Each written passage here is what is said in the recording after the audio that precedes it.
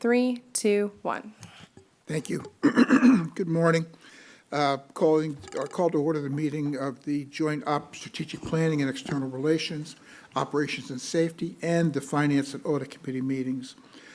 Please silence all electronic devices for the duration of the meeting. Welcome to the January 23rd, 2022 Joint Strategic Planning and External Relations, Operations and Safety, Finance and Audit Committee meeting.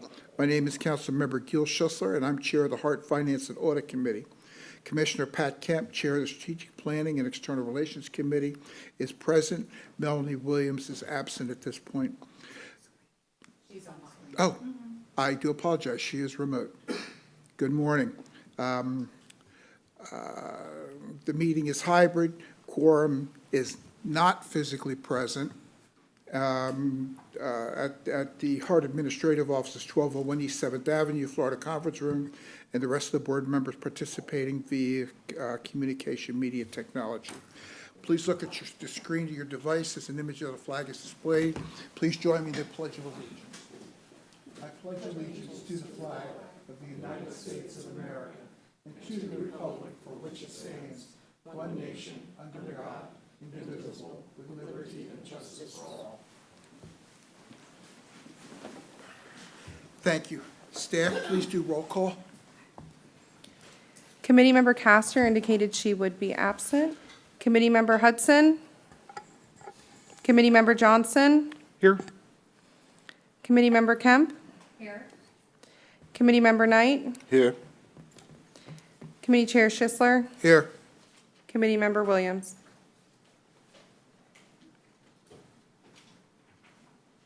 Committee Member Williams. We can't hear you. I'm present. Thank you. She said here, but we can't hear. Okay, As you stated, Chair, you do not have a physical quorum. okay, thank you. Ms. Mandel, could you direct us and tell us what we need to do at this point? Yes, you do not have a physical quorum present for all of the committees, so as we have done in the past, we just really proceed forward and look for consensus for the purposes of moving items to the regular board agenda, reminding everybody that ultimately the board is the final arbiter of the items. This is a recommending committee. All the committees are recommending committees. So we can proceed forward with consensus. I'd also like to remind everybody who has not already filled out their form as to the committees they would like to join for our next year. I would highly encourage you to do that. Thank you. Shameless plug. Thank you. Thank you very much. Okay, Point of order. Can I just ask, we do have a quorum for the finance, right? We do have a quorum for the finance. Because of the way we've set these joint meetings up, you really do need to have a quorum of all of the committees in order for us to take that joint action. I am also going to recommend that we put some provisions on our policies as it relates to this item as we proceed forward in looking at our policies. Yes, or maybe we should have something like, I don't know, like have this, because because the way it's evolved, it's turned into all of these committees doing all things, more or less, with the exception of one person here or there. Maybe just I don't know, pre-screening committee or something. Anyway, I just wanted to make us aware of that. Thank you. Mr. Chair? Ms. LaGrange? Yes, I just wanted to announce that Director Williams sent me a note that she's on her way here, so we should have a physical quorum in a couple of minutes or so. She's leaving her office and she's coming here physically. Would that give us a quorum for all three? Yes, it will. Perfect. Mr. Director I was Knight, going to I'm ask, like one, we have the quorum, but the other two, can't the chair appoint someone? I had asked the same question, but apparently it has to be the board chair has to appoint that individual to cross committee lines. Is that true, Ms. Mandel? Yes, correct. Okay. Yeah, I was hoping we could do that because we've done that in the I mean, past. we could either wait for Ms. Williams, or if there's items we'd like to proceed forward with, we can go ahead and do that. As I said, we as committees, you don't make final decisions. It really is a recommendation, and the question is whether or not you want to vote to recommend, or there's a consensus to move forward, to move it to the board agenda.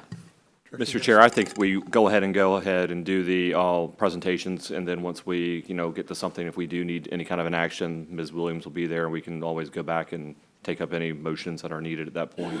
I agree. We have some time-sensitive situations here where people have to leave. Okay, public comment, Danielle, does not appear to be any. Is that true? That is true, sir. No public comment. Thank you very much. We'll push the approvals, presentations. Okay, first presentation is the HART Marketing and Branding. Staff is recognized to present. Good morning. Who's going to be presenting? I can have Mr. Alvarado, after it's set up, go through the marketing and branding presentation. And this presentation is to share the results of the employee survey related to the logos.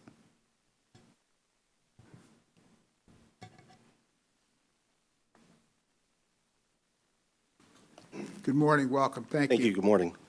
So here's a quick presentation just on the update on the HART rebranding. This is just kind of the background of what the discussion started in terms of just getting some additional feedback from our community. And here's the surveys that we got back. So here's what the survey looked like and what the employees received in their email. We got a total of 260 surveys that were started. Out of those, only 86 were submitted. So that means somebody started the survey, started putting some comments in, but never actually clicked the submit button. If you see in terms of favor, logo number 2 rather, was the one that the group or that the employees chose as a consensus.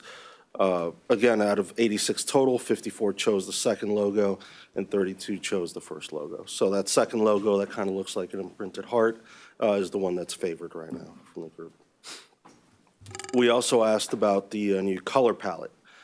Most of the respondents agreed with the color palette. They liked the color palette with a very minimal amount, I'd say, 20% or so, not liking the color palette.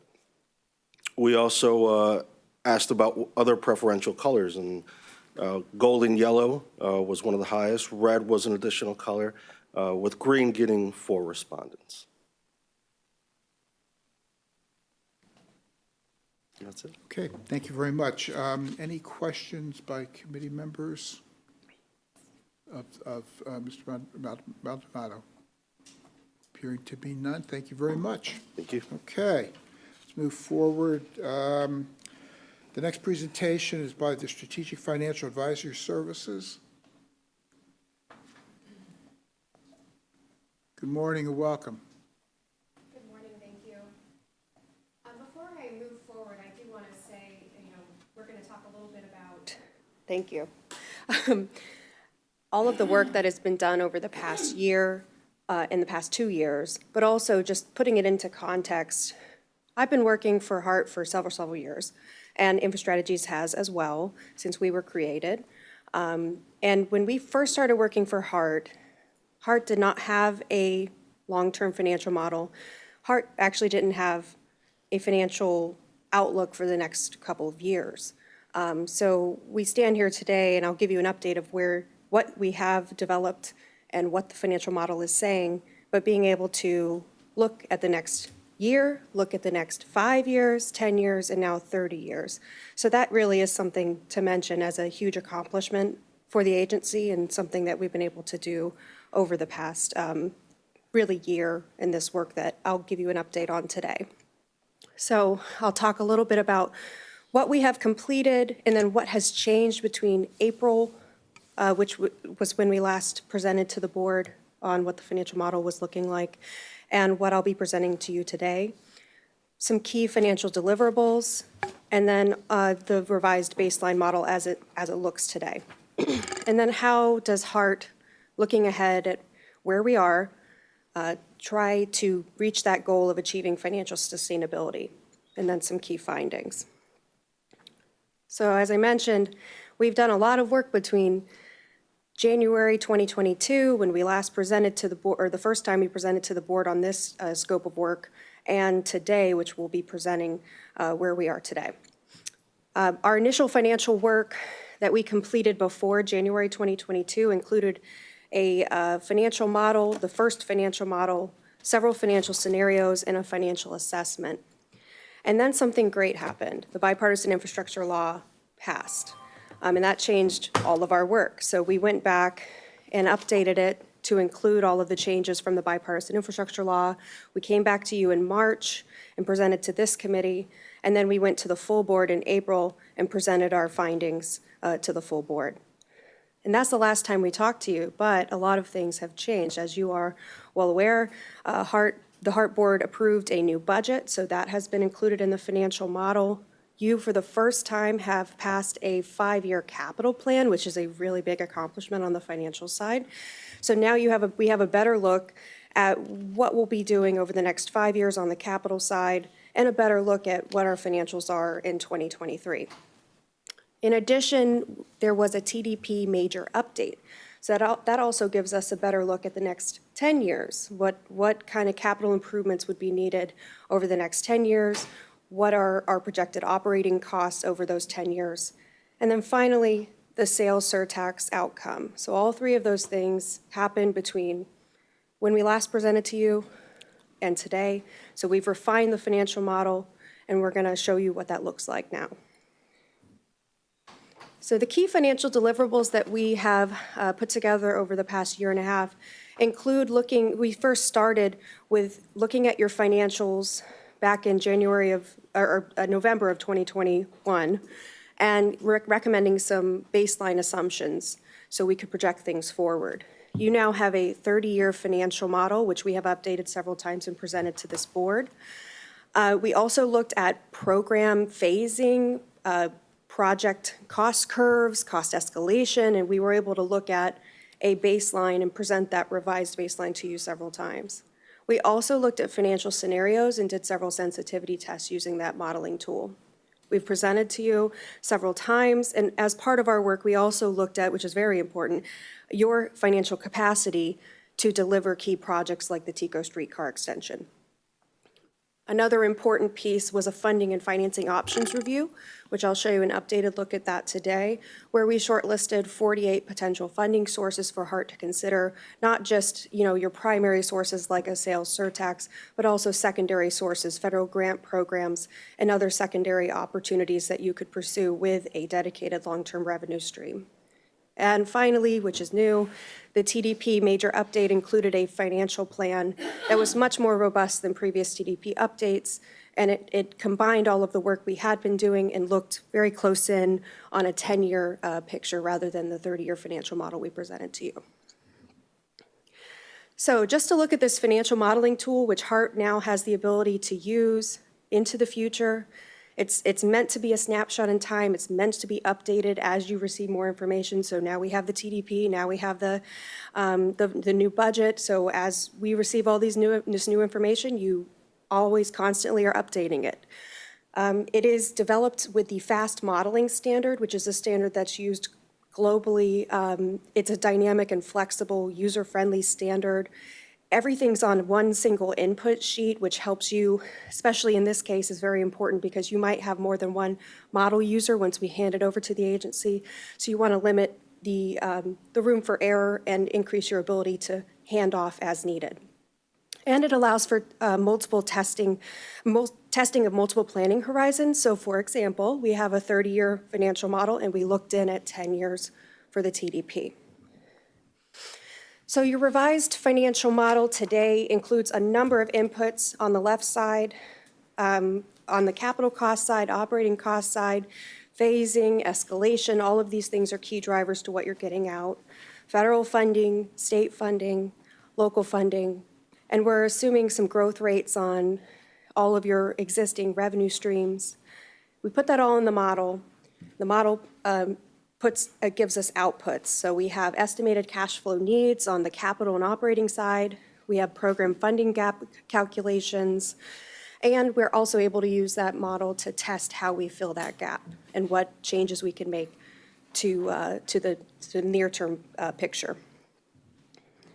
So key variables we tested to date: project phasing, program definition, growth rates, escalation, funding matches, alternative funding sources, all the way to partnerships and financing tools, back when we were considering a sales surtax as a potential option. So today, the unconstrained list has changed just a bit. I showed you something similar to this back in April, but now that we have the TDP update and we have a better look at the 5-year capital plan, we have a better look at what your unconstrained list is. So today, your unconstrained list is still about 17.8 billion, rough order of magnitude. That includes both what's in your TDP in terms of continued operating into the future of your existing service, as well as capital improvements that are identified as very important capital improvements over the next 10 years in the TDP. On top of that, and that makes up 47% of the total unconstrained list. On top of that, we have a big category of other unfunded costs, and in that bucket, you'll find many of the expansion improvements that HART has been working towards, including now the Tico streetcar extension, frequency improvements, all of your major capital improvements that have been on the list of items that you wanted to advance. Everything in that bucket is about 9.5 billion order of magnitude cost estimate, which is about 53% of that total. And as we talked about previously with this board, a lot of that's operating. So you have the capital investment of a major capital fixed guideway project, and then you have long-term operations that we're projecting into the future. So a big chunk of these costs are operating and the capital investment tied to it. So a reminder, though, when I give you that number, don't hold on to that number. It changes. It's based on a number of assumptions, and pretty much all of your cost estimates are dated, order of magnitude, preliminary, or early stages of planning and project definitions. So when I give you a number like that, just don't hold on to it, because that really is just a starting point. And as you advance your projects, when you do get into that position where you are able to advance projects further into design, you'd have a better picture of what it really would cost.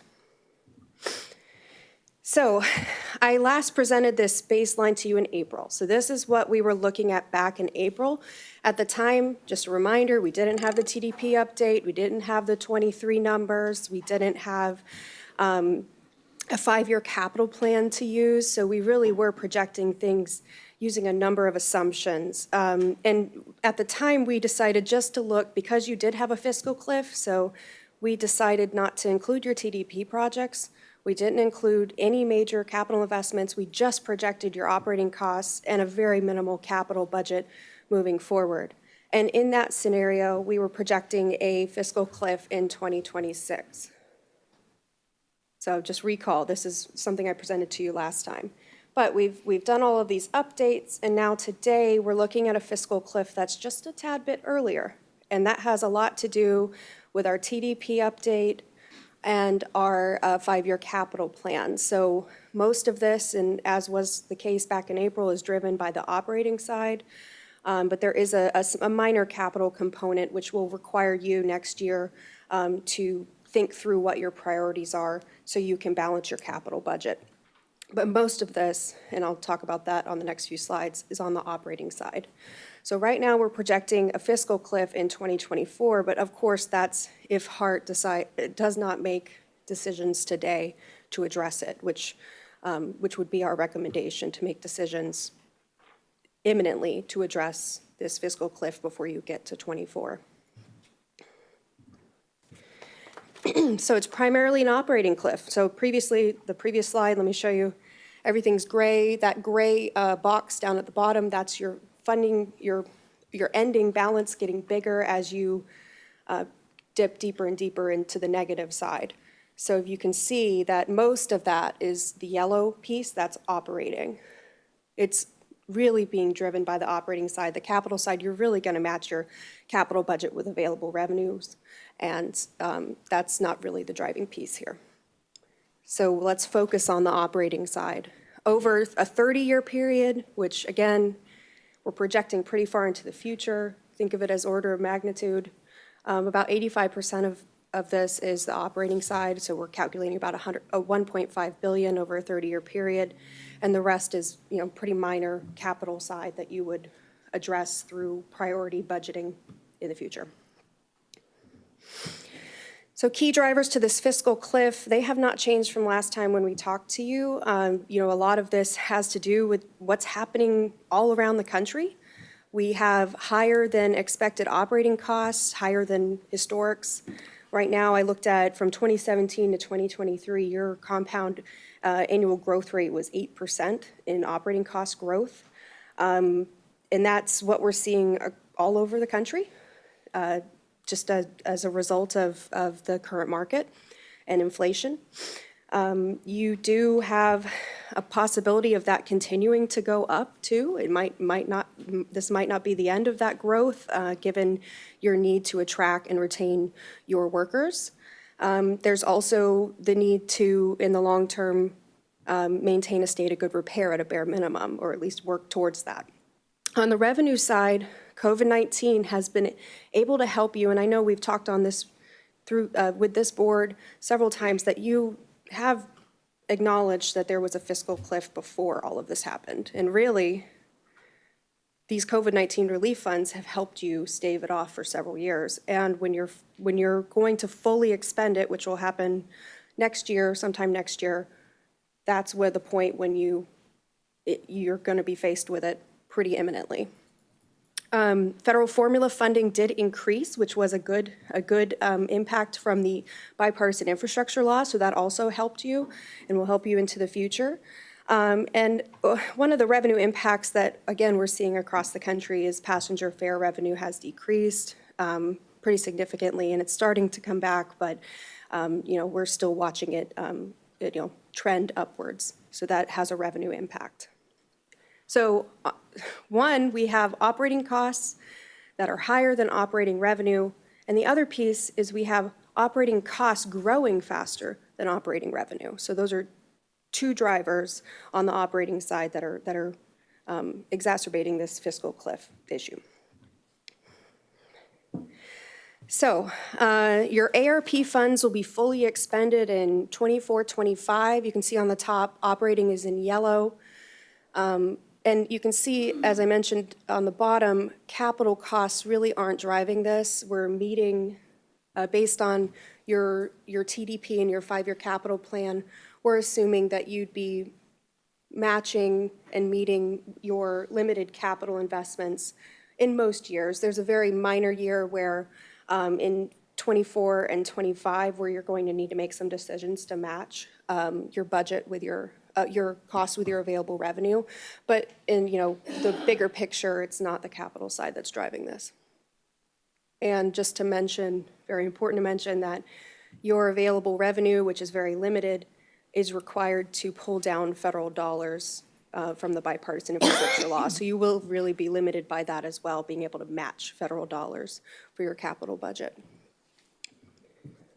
So let's zoom in. 30 years is a big picture, but really this is happening in the next few years. So let's zoom in to the next 10 years and show you what the TDP update looks like. So you can see in 2023, which where we are today, we have our reserves, which is that gray, the gray area behind. That is in 23, and if HART does nothing, we then begin having costs exceed revenue, and we start spending down our reserves next year.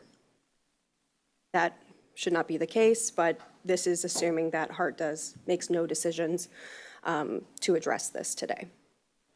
So in a 10-year period, we have about 86%, about $200 million in operating needs beyond what we're projecting to be revenue, and just a minor amount, $33 million in capital needs in the 10-year period.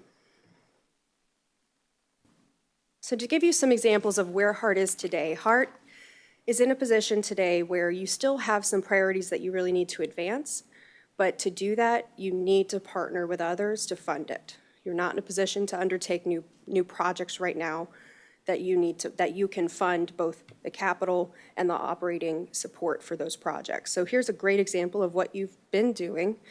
The Tampa Bay Passenger Ferry Project, you were able to secure a nice federal grant for that project, about 10% of the capital costs. And we're assuming that to advance this project, HART would partner with others in the region to fund both the capital and the long-term operations of the project. So this is a great example of partnership funding and how partnership funding can be used to advance mobility in the Tampa Bay region without a financial impact on HART's current financial situation. Heavy maintenance facility is one of your most important projects in the TDP, and it's another example of how HART is very strategically leveraging its investment in this project with both federal, state, and local dollars. So one of those will be looking at a federal raise grant for the project, matched by state funding, local funding, and HART will be putting in a small piece of the overall financial plan. But this is a great example of what HART will need to be doing in the near term without a dedicated revenue stream, an additional dedicated revenue stream. So looking at the TDP financial plan, in the middle, you'll see the total breakdown. So that's the total cost, operating capital. About, over the 10-year period, about 13% is considered unfunded and will need additional funding to advance. A majority of that is operating, about 11%, and the remainder is that small piece of capital that I mentioned to you. So you can see the breakdown on the left of the capital funding streams that we're assuming, federal, state, local, and then a gap. And then you can see on the right the operating costs, and the gap is about 14% of your total operating budget over the next 10 years. So let's think about how, how these gaps could be addressed. So we did do a funding and financing options review. We considered nearly 90 sources for HART to consider on the federal, state, and local level. And we shortlisted about 48 of those for further consideration. 38 of those sources are funding sources. The vast majority are federal capital grants available through the bipartisan infrastructure law. And about 10 of those are financing tools to consider in the long term. So I presented a slide like this before. This has been updated now that we have the bipartisan infrastructure law. We have a number of new programs. So we actually had to, previously, maybe there's one column here. Now we have 2 columns of federal programs available over the next 4 years under the bipartisan infrastructure law. About 21 programs that we'd shortlisted for you. On the state side, there's 11 different programs to potentially partner with the state to advance certain priorities. On the local side, we had 7 sources that we shortlisted. One of those was the sales surtax. Another was potentially increasing your ad valorem property tax. And then on the project-specific side, there's a number of different sources that you'd apply project by project, some that apply more than others. So how does HART achieve financial stability? And we're looking on the left side at all of your existing funding sources. And today, you really need to think through how do you strategically manage your existing funding sources? Those are all on the left. How do you align your costs with your available revenue in the near term? In the long term, you're still looking at the same picture that you were before the sales surtax 5 years ago, before both sales surtax initiatives. You still need an additional long-term revenue stream. So that will continue to be a financial goal in the mid to long term. And it's very important to mention to you, all those sources I put up on the screen, they really do require an additional dedicated funding source for you to be able to leverage those. Financing will require a long-term revenue stream. Federal grant programs require a match. So to really be able to access these programs, that long-term goal of securing additional funding still remains critical.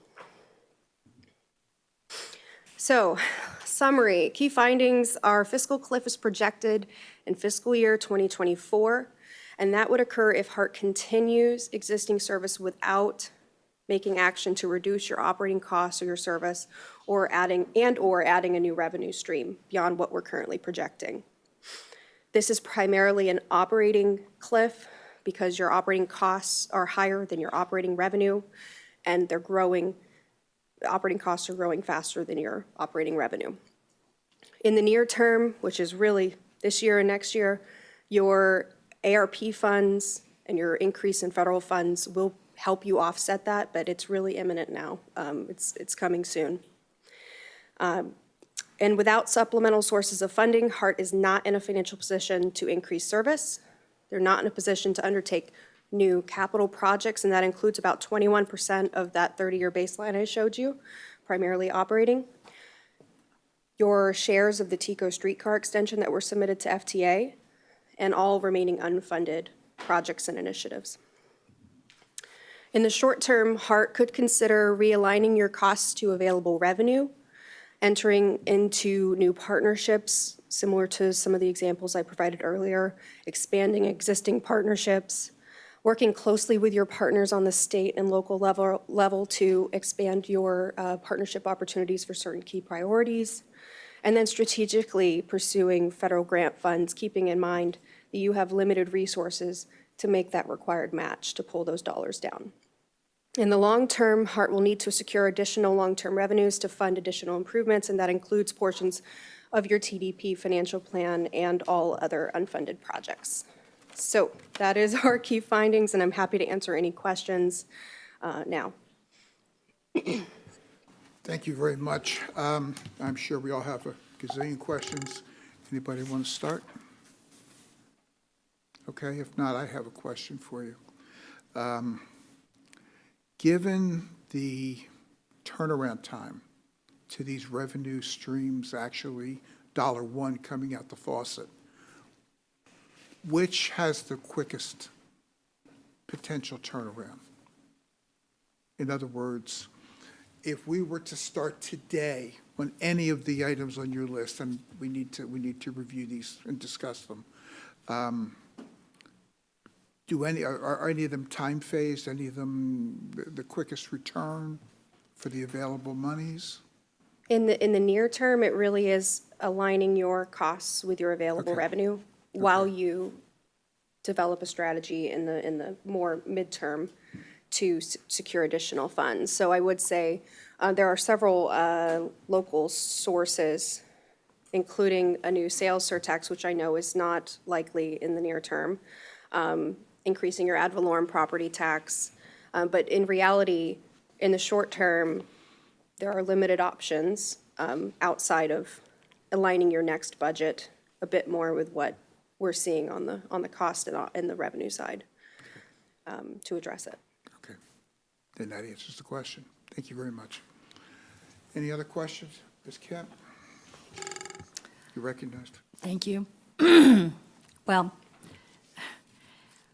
none of this comes as a surprise. So I guess, again, as it says here, without supplementary sources of funding, HART will not be in a financial, I guess, supposed to be position to undertake new capital projects, including approximately 21% of the costs identified in the revised 30-year baseline scenario.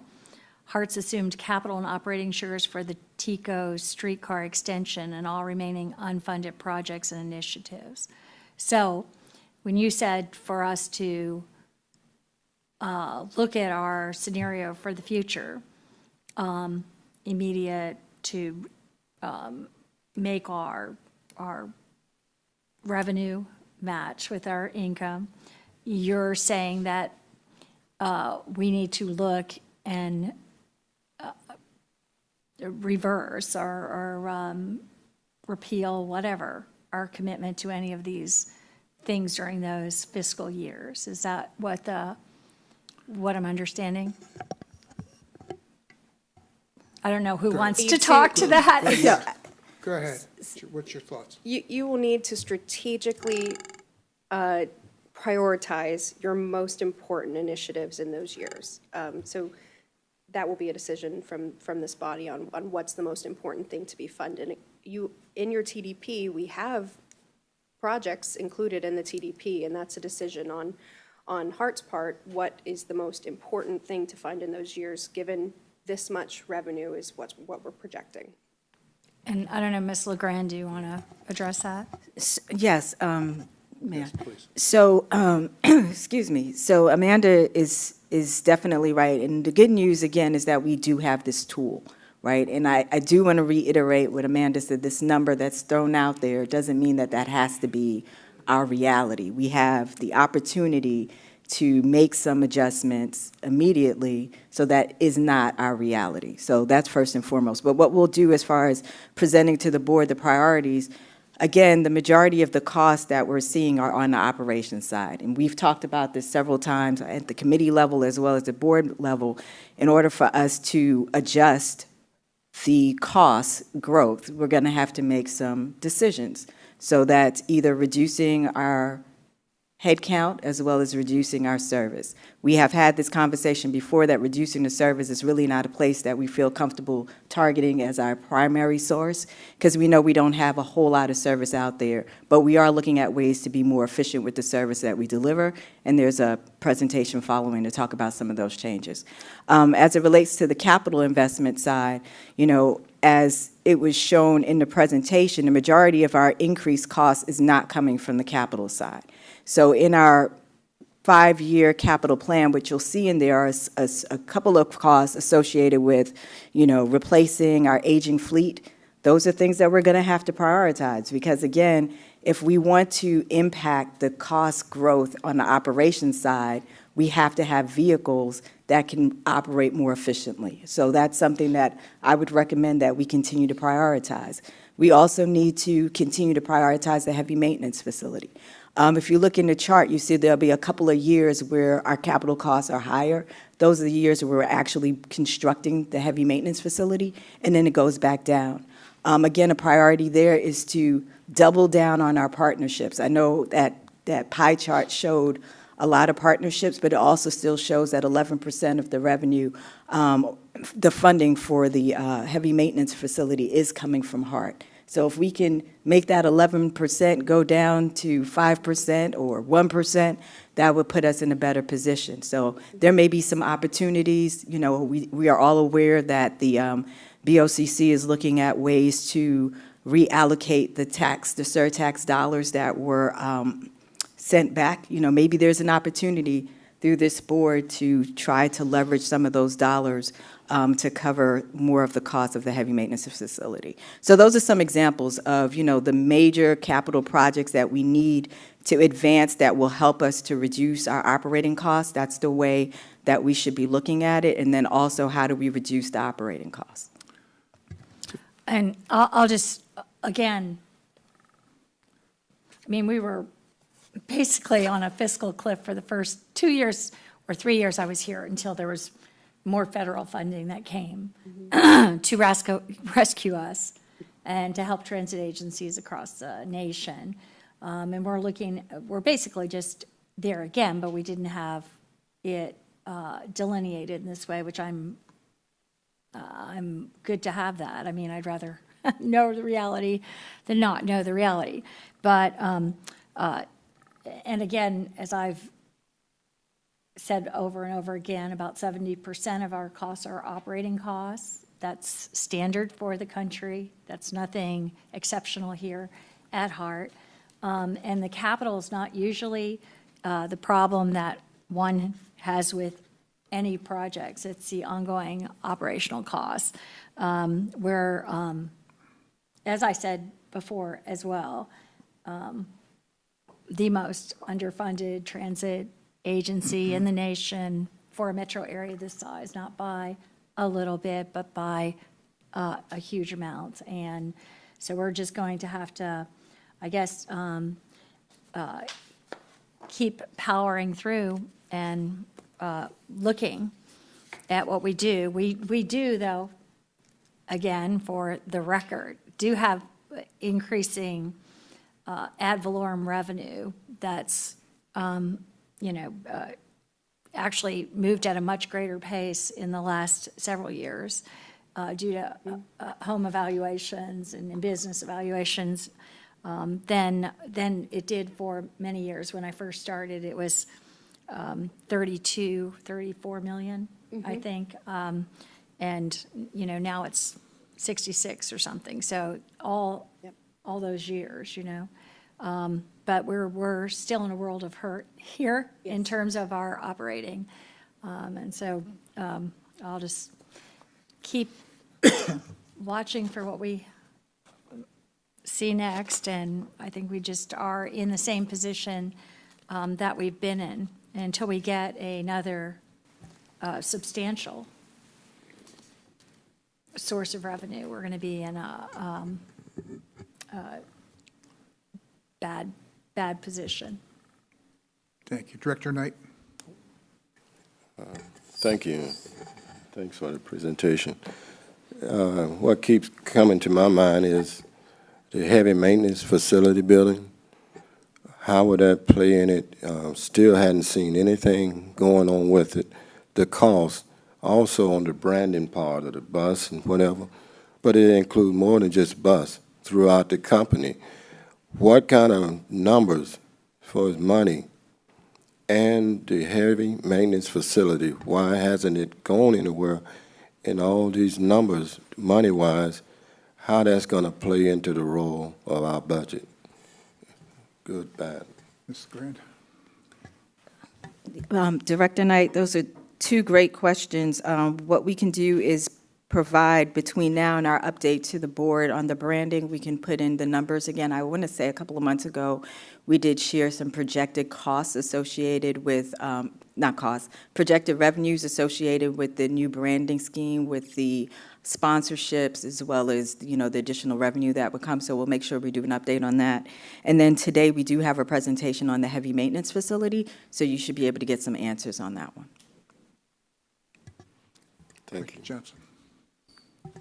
Thank you, Mr. Chair. I want to make sure before I get into we are going to be addressing a lot of your recommendations in the upcoming presentation, correct? I don't want to, or as far as some of the recommendations on how to be able to address, it's going to be in some of the upcoming presentations in a minute, right? Yes, Okay, I so didn't the wanna- next I didn't wanna presentation is on belabor the point. operations, but Yep. that's going to be strictly on, our May markup, where we were instructed to come back and show you the dollars associated with the changes. No, that's fine. So thank you for that first, and thank you again for the presentation on that. These are, whenever you do come and visit, we always get quite the sobering picture on, where we are at as an organization, and it's certainly, an even more of a sobering picture when we are looking at bumping up that fiscal cliff number, 2 additional years. And Ms. LeGrand, remind me where we're at from I can never remember where our fiscal year starts. Is it October for us, or? It's October, Okay. so it's really October is where our cliff comes. Exactly. Yeah. So while we look at that number of, 2024, it seems like it's a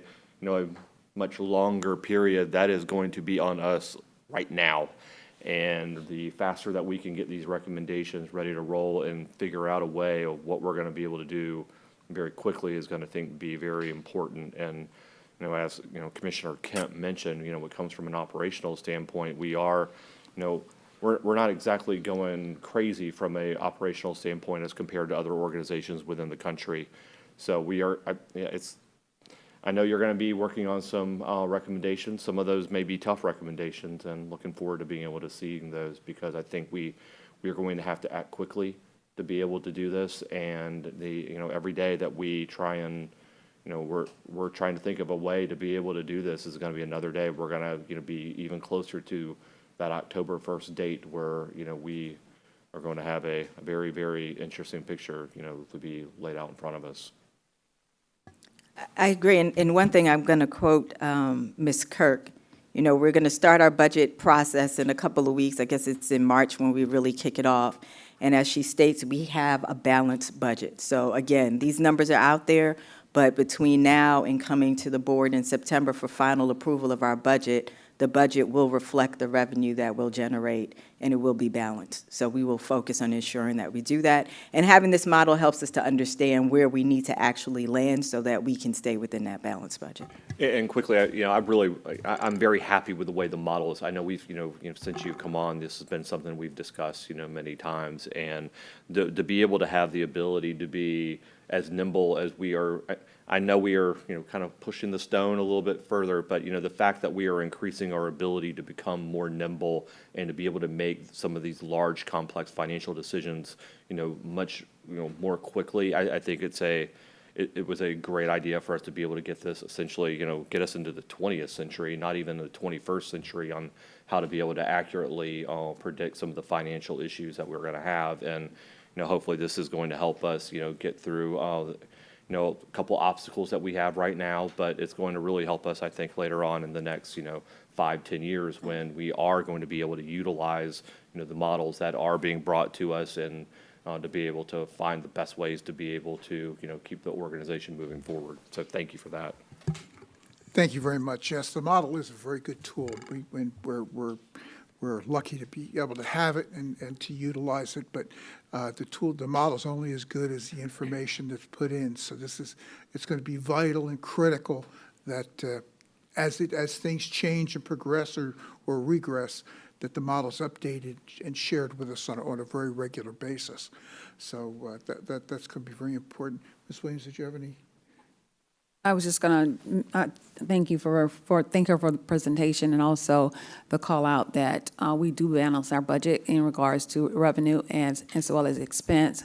And then the good part is that we understand what we are missing and where we have opportunity, and then that will be linked to parking lot, and then we can really look at where we have opportunities and then make the decision openly about next steps. Is that what I understand? Okay, very good. Thank you. Very good. Thank you very much. Appreciate it. Okay. Moving along. Next, we will have the March 2023 proposed network redesign update. Mr. Alvarado. Chief Delivery, you are recognized to give the presentation, sir.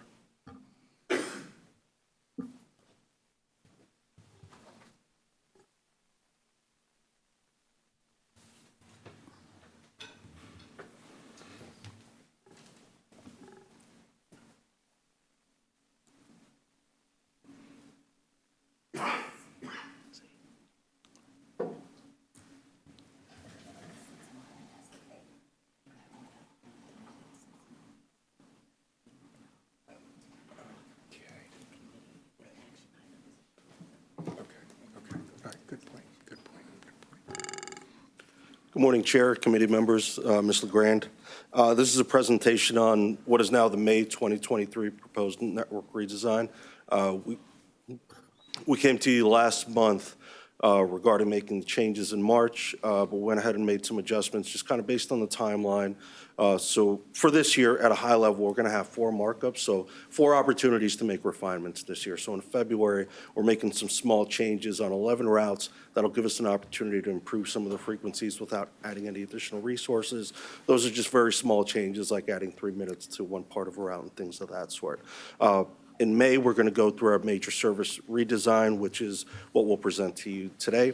We'll also make some changes, or we'll have another opportunity in August to make changes, and we'll have a 4th markup this year in November, which will allow us to better align our resources to what the needs are during the holidays.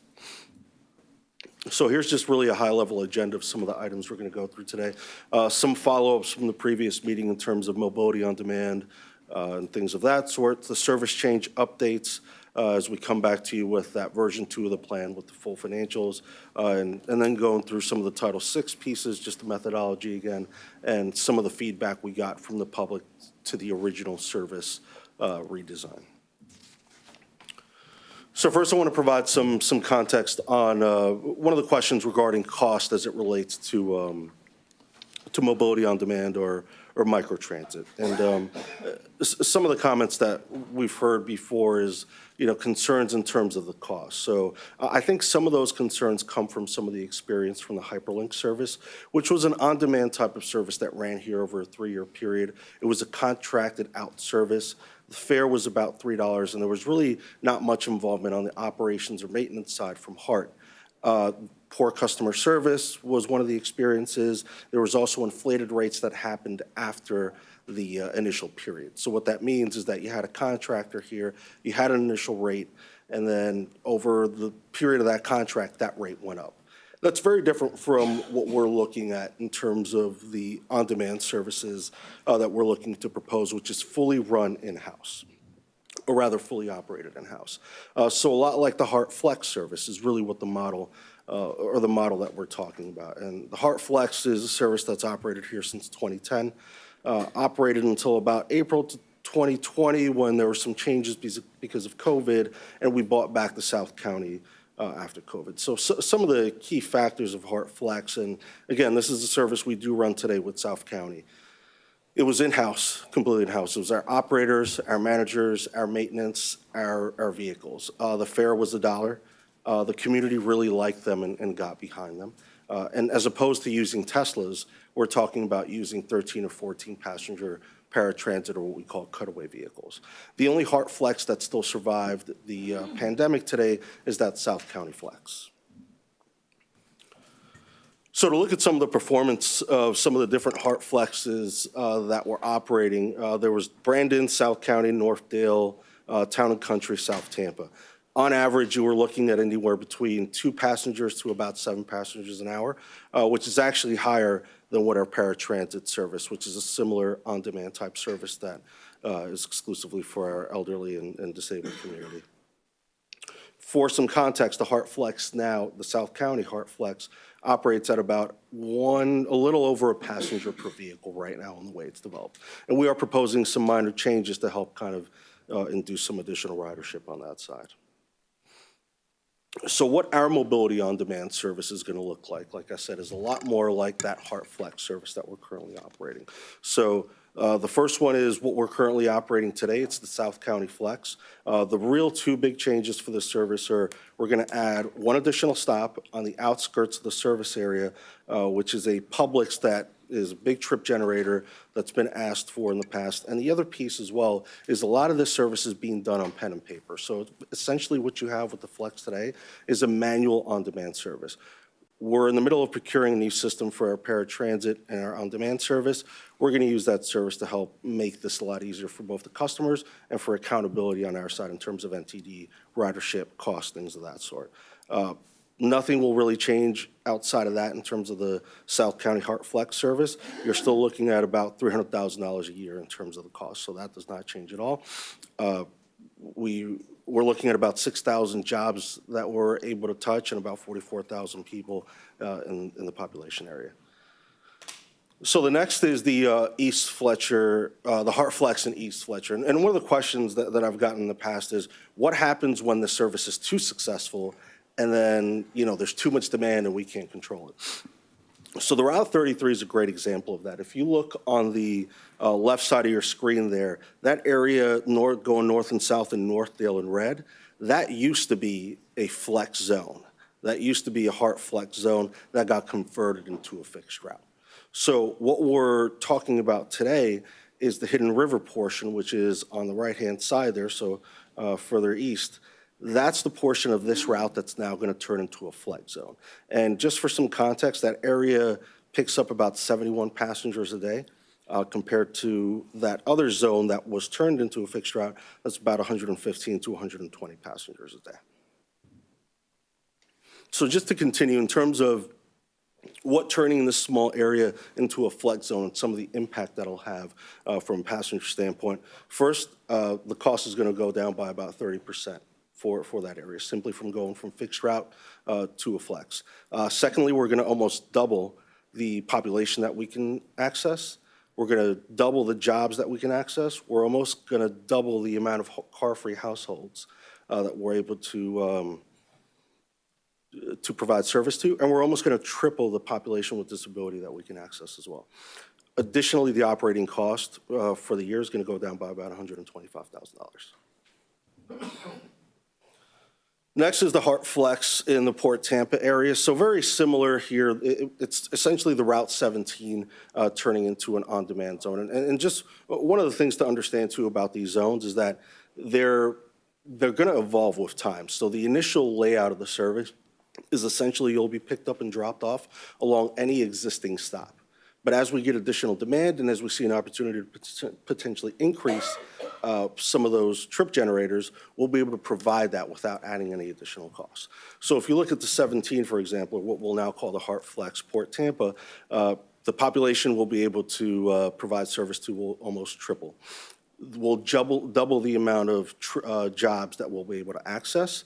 We'll almost triple the amount of passengers that are below the poverty line that we'll be able to give service to, and we'll do that all by saving $200,000. We'll do all that, and we'll still save about $200,000 a year on the operating side.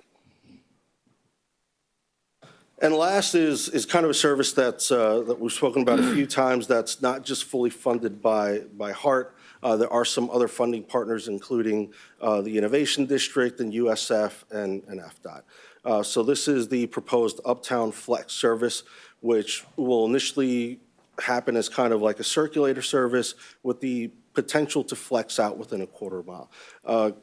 You know, some great statistics in terms of this area. The total operating cost is about $800,000 a year, where we'll provide about 180 of those total costs. So if you look at it from a fare box recovery standpoint, our average is about 10% in most of our routes. Just through this partnership, we're really only putting out 20% of the total cost. So essentially 80% or so of the cost of the total route is being funded externally. So when you look at that metric compared to some of our other routes, this is pretty good from that standpoint. 60% minority, 25% zero-car households, which I brought that up in August. One of the really special things about this route is the amount of zero-car households that we'll be able to provide service to. And then you're looking at Moffett, USF, and some of the other trip generators there as well. Just for context, again, all these types of service or all these flex services are going to be operated with our cutaway vehicles. Those are our paratransit flex type of vehicles, which are smaller than our fixed route, about half the size, and you can fit anywhere between 12 to 14 passengers on there. Can Please. I just don't want it to go into too much, as long as we're talking about this, if I could just. Absolutely. So here's some, one thing too, when we talked about the original hyperlink program, I know you have $3 fares here. What I always say is FDOT was paying $16 per passenger to provide the service, and the passengers were paying $3 of it or $1 for under 3 miles. And so I was kind of shocked when I found those metrics. I like it better that HART's doing this. I just want to understand, are you combining just a couple things? So we're not making any vehicle purchases to do this? No. Okay, because are you using our paratransit service? So you're doing paratransit as well as the flex with the same vehicles? We're using those paratransit vehicles. So right now, our peak vehicle requirement on the paratransit side is about 39 vehicles. We have 80 vehicles in the fleet. So if we're adding 6 vehicles with this type of service, it's a pretty easy add-on for us. Additionally, certainly in the future, there's an opportunity to do what's called commingling. So if these vehicles are out there and there's an opportunity for a paratransit passenger to pick up a trip in that same zone, we can certainly do that in the future. But initially, this will be, we'll roll this out as kind of 2 separate services, so 2 separate rider types essentially, to look to potentially create some of those comminglings in the future. Okay, if, with the current, I don't know if you have this somewhere else, but I'm looking at each of these individually. So with South County, it's currently in operation like this, totally. So there's, and you said there's, you're doing a public stop, but. Yeah, if you see that little light blue to the west side, to the left of your screen there, that's the only addition there on the bottom. Oh, so is that quite a distance out? Not from the end of the route in Ruskin, no, it's not. I believe it's 1.5 miles, 2 miles. I'll have to double check for you, but with the trips we're currently getting, we were able to model that, and we saw that there were no changes in terms of the times and the amount of trips that we can provide in that area. If anything, it'll help us utilize the vehicles a little better. And I'm surprised to find that we have so many vehicles, but, extra, but, so I didn't even see that when I first saw this. I'm familiar with this area and everything. It seems like it would take quite a bit longer to get there. So there's no pickups in between. If we were doing pickups in between, I would have a little more concern about it, but because it's just pick up and drop off to that area out there. And again, we're looking currently at about 1.03 passengers per hour right now. So we have like 2 trips per hour, so we've got the capacity there to go out there and flex. Okay, and this is, the paratransit service is separate than this? Correct. Okay, and so we're still, so this is the annual operating costs that we pay now, because the operating costs, I can't imagine would change or maybe increase, but not decrease. So this is what we're paying now, and the ridership is 1.03 per an hour? Correct. Okay, okay, I guess we can see what happens and get a like evaluation on that.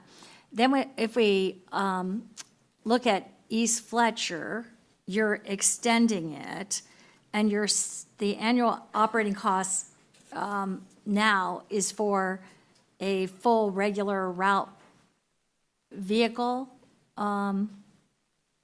So Correct. you're eliminating the part of the route and then doing a flex in there. Exactly. So we're not extending anything.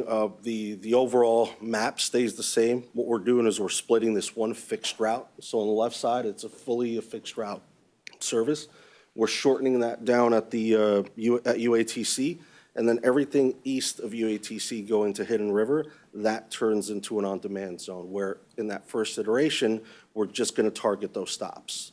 And then from there, we'll see how we can expand to other trip generators from there. The good thing about these type of like flex and on-demand services is it allows us to be responsive in a much quicker way to the changing and evolving mobility needs of that area. So, you know, if a new development comes up or there's a new Publix, something like that comes up, you can't really deviate a fixed route in a really efficient way. But you can do that with a flex service to come off and then to serve an additional stop. Right. The only thing is our operations costs, which we've been talking about, and that's always my concern. Well, I'll Which- say in general, if you are going to take a full route and provide generally the same kind of service, for us in our cost structure, you're going to save anywhere between 30 or 40% per hour. Additionally, you'll be able to provide additional trips because it's a smaller bus. It'll circulate quicker.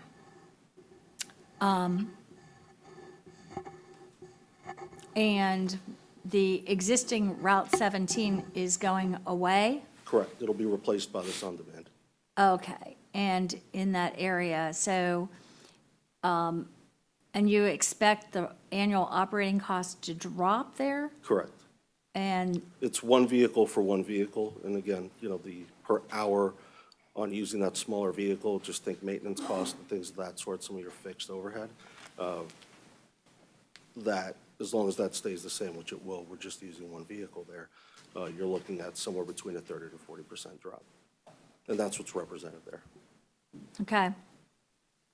And then, and we have, do we have ridership on this now? On the Oh, yeah, we 70 do at the top there, yeah. So we can compare what we're doing and costs later, because usually I think of the cost as being maintenance and operations, the drivers needed to do it. So, you know, whether you have a bigger bus or a smaller bus, it would seem about, you know, to work out the same, that it wouldn't be that different. On the driver side, that is the case, because our driver rate is the same between both paratransit and fixed route. However, the maintenance costs are different when you go from a fully 40-foot, and the fuel cost is different as well. You're talking about CNG versus regular gas. So there are some factors in there. And then also you've got your fixed costs, so your overhead on the fixed route side is a little more. You've got more dispatchers, more supervisors, more mechanics and things of that sort that work into your fixed rate. Your variable does change a little bit, but again, that's all driven by the amount of hours. So if you're operating the same amount of hours, it's just the difference between the two rates. And the big one is the HART Flex Uptown, which has been talked about forever. It's got 4 vehicles there. And the annual operating costs, $846,000. It says sponsored, $666. This is more. And I know FDOT has said they're going to do part of it. you're still taking, is the county money still available? That was pledged years ago, so that's going to be part of it. How much private sponsorship do you have? Because that was always the big sell on this. And that the county dollars are going to be temporary. FDOT says their dollars, I mean, which is fine for 3 years, but then we start a service. And the whole big sell on this was always that there were going to be private contributions by, businesses there. Do we have an accounting of what that is at this point? Yeah, we do. So, obviously that can go up as we have other conversations with other partners in the area. But I would say it's kind of a base right now. We're at about $250 a year. So, I mean, that covers about 35, 40% of the total cost. How many, I'd like see that list. How many contributors are you having? So I will say, right now on the front end, until we have a commitment to put the service on the street, some of the partners rather stay silent until they know for sure we're operating this. But we have about 2 or 3 separate partners right now that are helping fund this. Okay, I think it would be important for that to, be, because I guess the county is 250 or something, and the FDOT's 250? In that ballpark, yeah, I mean, So that leaves 166,000 here, with HART share being 179. right, so figure rounding is $10,000 there somewhere or so. Okay. I think it'd be important for us to understand what, what that will be prior to, because that was all what made it falter in the first place and never kind of happened. So I'm just. And definitely, just to, not to, cut you off, but as Mr. Alvarado said, this is proposed, where the other ones we're moving forward, because those are HART flex projects that we're going to implement. This Uptown Circulator, which we've presented before, is proposed until we get a final agreement. Okay. Once we get a final agreement, we'll bring that back before this body so that everyone is comfortable. Yeah, 'cause We're that's still been- in conversations, if you will, to sharpen the pencil with the Innovation Partnerships membership on how much they actually contribute. Great. I really, just, because I've watched it for several years, and not that I wouldn't love to have it, but I also, when we're talking about creating new impacts to the budget for new service that, that we haven't accounted for in terms of costs, I'm just concerned as we move forward. And I may ask Mr. Alvarado, if we can get a commitment from the partnership for the board meeting so that they can, Director Kemp is making a good point. We're talking about these, we need them to come forward and commit, one way or the other, Sure. what they're going to do. Okay. Thank you. Yeah, I have some meetings set up with a couple of partners in the next week or so. So the plan was to go here, have that commitment, then finalize everything for approval for the board. So, Thank you. Go ahead. Continue. any other questions on this part of the presentation? No, but I appreciate being able to interrupt, because I just kind of, before it got too far away from us, I wanted to go through that. Thank you. Director Johnson. So, Quick question, yeah, and please. it's just one small piece of what Commissioner Kippen mentioned. You said that we have 80 vehicles, 30 in use. Did I get that correct? on the paratransit On the side, so the paratransit, smaller vehicles, we have 39 in our peak. We've got 80, 82 in total on the fleet. And there's never there's never a time where we have all 80 of those, correct? Or No. were you, okay. No, our peak How is old- 39. Ballpark, I know you probably don't have this off the top of your head, just how old are those vehicles? Have we had those as of recent, or is it? 3.5 years, but I will say for those smaller vehicles, the useful life is 5 years. So they're kind of close to the midpoint of their useful life, many of them. We've got a couple new ones that are 2021s, 22s, right, Scott? But yeah, it's kind of mixed. None of them are beyond their useful life, though.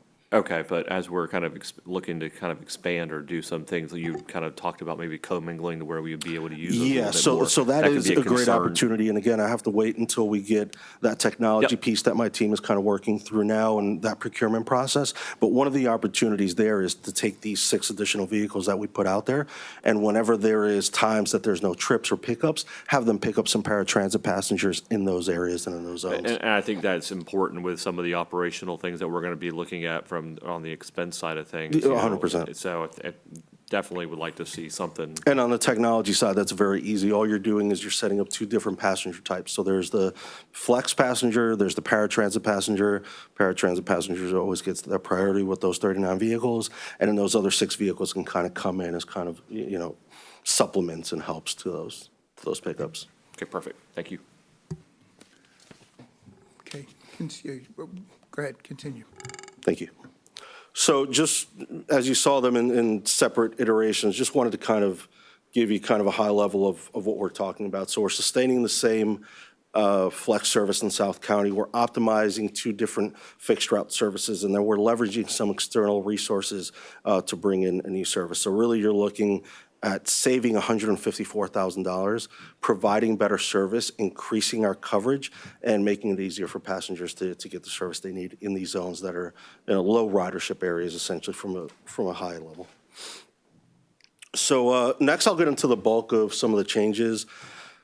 Just to set expectations, I'm going to show you every single route in the system so you can see everyone, even including some of the things that had changes originally in version 1 that in this final iteration of the service, the redesign, don't have any changes. So first, kind of the revised service plan. So really to highlight it, initially we were looking at improving frequency on 6 different routes.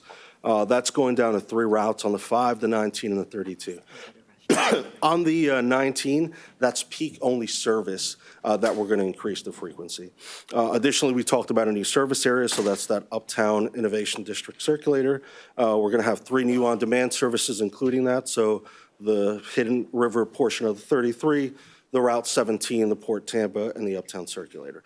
The other thing to note here in terms of the changes that we are making, or rather not making after this version 2, is we're not changing the service hours on any routes. We're not reducing the frequency on any corridors. And we're not eliminating any service. So originally we proposed eliminating the 25. We're not doing that anymore. The one thing we won't move forward with, because it's cost prohibitive to kind of keep this plan below the budget, is bringing in that Sly Avenue route, the 41. So we won't be doing that for now. Additionally, there'll be some minor changes on the Route 5, 7, 12, 14, 32, 45, 360, and like I mentioned, South County. And those minor service changes are small things like after 9 p.m., instead of every 20 minutes, it's every 15, it's every 20. So we're just kind of looking for ways to be kind of surgical, so we're not just providing the same service all day long, just aligning our ridership to what the needs are, to just be kind of responsive to what our budget needs are. And then some minor schedule changes on the Route 1, 6, 12, 16, 34. And again, those are also things where we're just what's called tapering. So, bringing that headway down a little quicker than we may have before. Also, there's an evolution. So the Route 10 is now going to be combined with this new Route 11 that's going to serve Armature Works, West Shore Plaza. And that Route 11 is a route that is being co-funded both on the capital and the operating side by FDOT. And lastly, there's a number of routes on the right-hand side, on your lower right-hand side of the screen that you'll see there that don't have any changes. So there are, if you see the routes in gray there are many routes that were proposed to make some changes in the initial iteration, just because we wanted to bring back some of the reductions, or rather not reduce any of the service hours. Some of those changes we had to pull back simply because the resources weren't available to do that. So first is the Route 1, the Florida Avenue route. So there's really no changes on the service hours or anything like that. The route generally stays the same. We're keeping that downtown loop that connects us to the streetcar on the south side near MTC.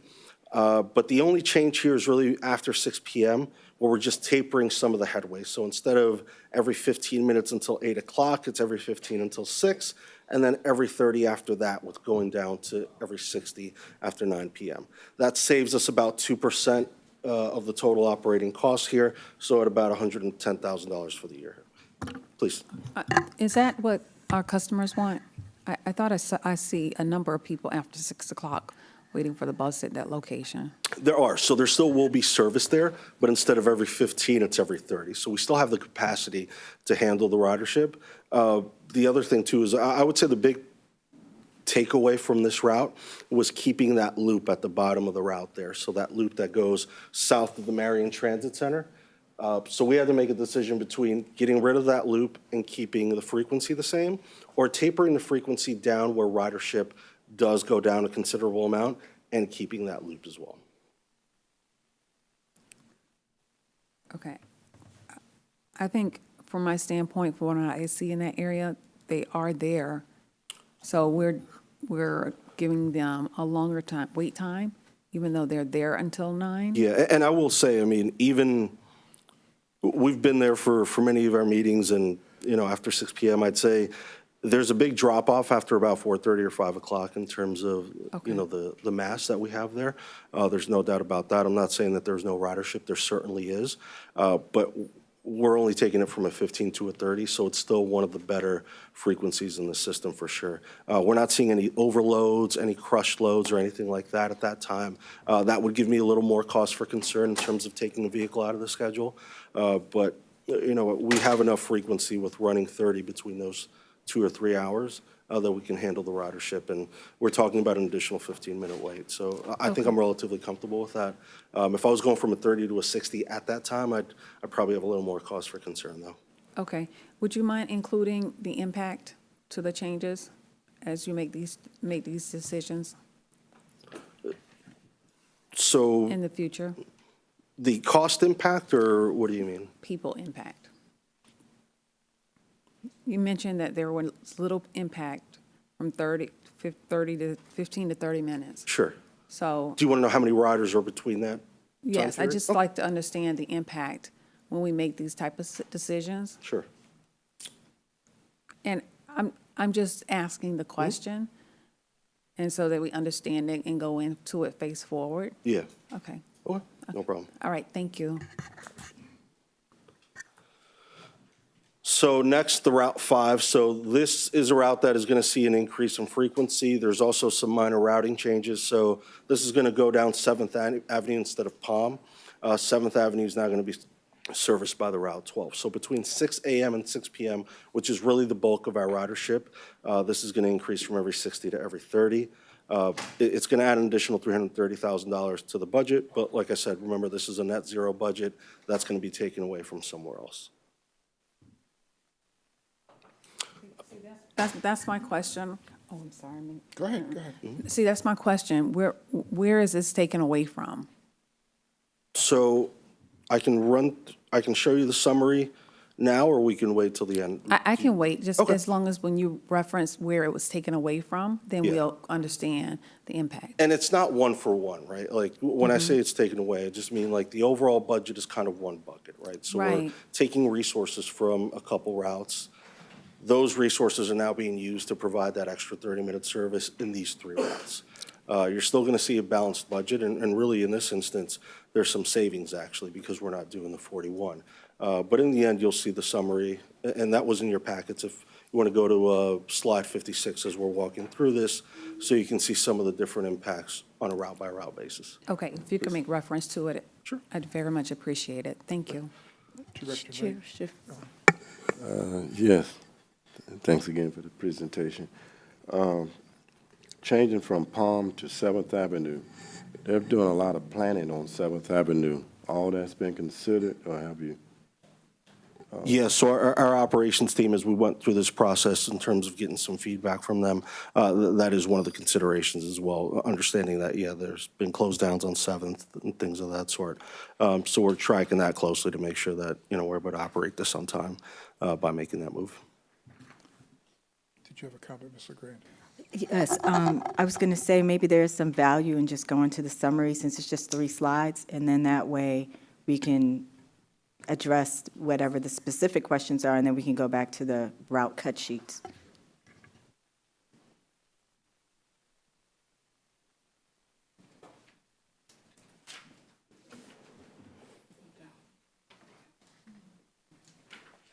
All right, so what you're going to see in the next 4 slides is really the financial impact of some of the changes that, you know, we've alluded to, and we can go back to those details. This really just lays down the routes that we're increasing some of the resources on and others that we are decreasing resources on. So if you just look at the right-hand side in terms of the difference, anything that's in red is an increase. So the 5 has an increase. The flex technically has an increase, the 19 has an increase, the 6 has a decrease, the 1 has a decrease. Same on this side, same thing here. So any route that's going from 2 to 4 vehicles in the peak, increasing from a 60 to a 30-minute headway, you're going to see in red. Those are the increases as well. And then this is the overall financial impact. So for FY '23, we're looking at saving $450,000 for the rest of this fiscal year, about $500,000. That's because we're starting the changes in May versus the full fiscal year, so you're just getting essentially kind of a portion of the total savings. For fiscal year '24, we're looking at a reduction of $1.2 million from these changes. So there's a couple of things. That $1.2 million could be used to be reinvested into on-time performance, into things of that sort, or we can bank that, as you heard from Amanda earlier. There is an opportunity for us to kind of start making some changes, starting to be surgical in terms of where we can make some cuts. The good thing about this plan, like I said, is it doesn't decrease the span of service. So the span of service stays the same. There are some places, like I said, where there's what's called tapering. So for 2 or 3 hours, instead of a 60, or rather instead of a 15, you're getting a 30. Instead of a 20, you're getting a 30. Instead of a 30, we go down to 60 a little earlier in the day. Those are really the bulk of the changes. And then obviously some routing changes as well that'll help us move the vehicles more efficiently.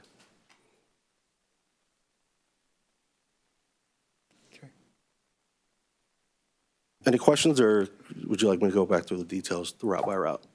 I do have one question. How are you on time, Director Knight? You okay? Okay, because we have some action items we need to get to before you leave. Huh? If you can get to the action items Okay. on the phone. I'm going to ask you to let this be a good break for now, because we have some action items that we need to address if we can. Ms. Mandel, we can do those now? Yes, you can move ahead on the agenda to Okay. go ahead and take up the action items. Okay, let's go ahead. So let's go back to the beginning, to the, we'll bring you back up. You're not done yet.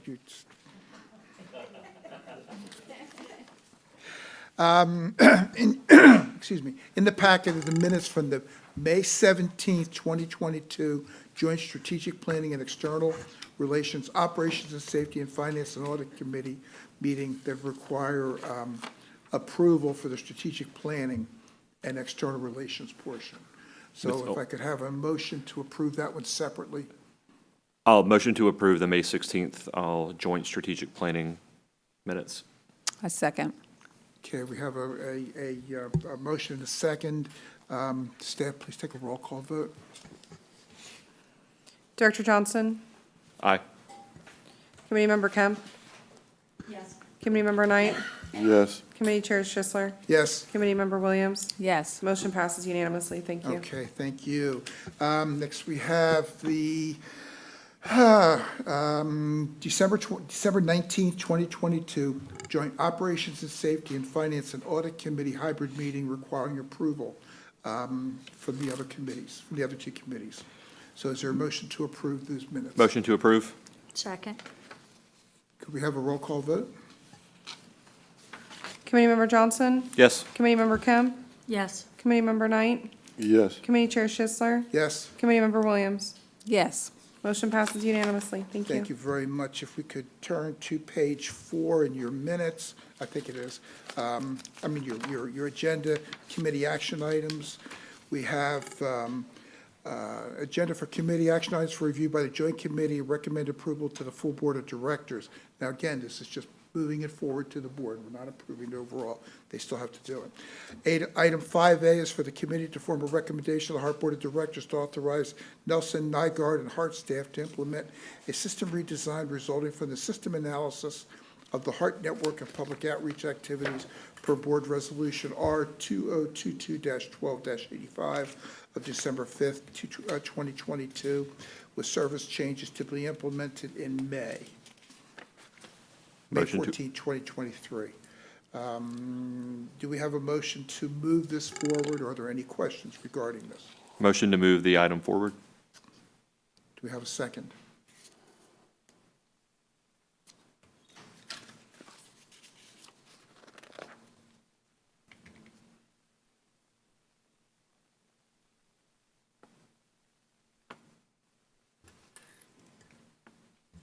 Second. Thank you. We have a motion and a second. There's a staff excuse me, staff do roll call vote, please. Committeemember Johnson? Yes? Committeemember Kemp? Yes. Committeemember Knight?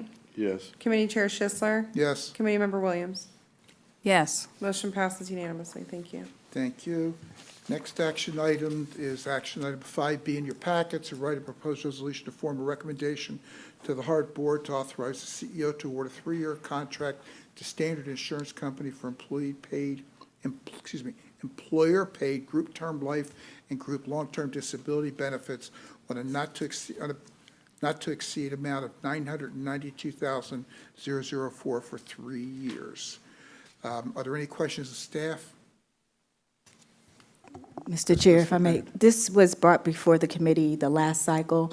This was one of the action items that you requested that we provide you with the backup information from all the bids. So we did send that out to the committee membership.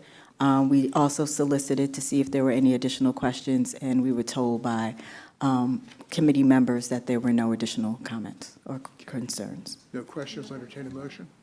Second. We have a motion to approve in a second. Could we have a roll call vote, please? Committeemember Johnson? Yes? Committeemember Kemp? Yes. Committeemember Knight? Yes. Committee Chair Schisler? Yes, Committeemember Williams? Yes. Motion passes unanimously. Thank you. thank you. Next item is action item 5C. You'll have a write-up in your packet, a pros resolution to form a recommendation to the HART Board to authorize the CEO to award a 1-year contract to Presidio Network Solutions for Cisco SmartNet maintenance renewal on a not-to-exceed basis of $205,831. Do we have any questions of staff? Yes. Director Knight. And Ms. LeGrand, expound on that a little. Sure, I will ask, Ms. Dexter, I can't see him. Mike, if you don't mind coming to the mic and talk about the Cisco SmartNet, please. Hello, Board. My name is Michael Bartholomew. I'm the Senior Systems Administrator at HART. And I can try to answer any questions you have. Do you want some intel? Yeah, information. SmartNet SmartNet. contract encompasses 435 network devices. Basically, those are routers, switches, and firewalls inside of the infrastructure. The SmartNet contract allows us to replace and repair any of those devices during the contract. And without it, we won't have support, and then those devices will no longer be useful. Second?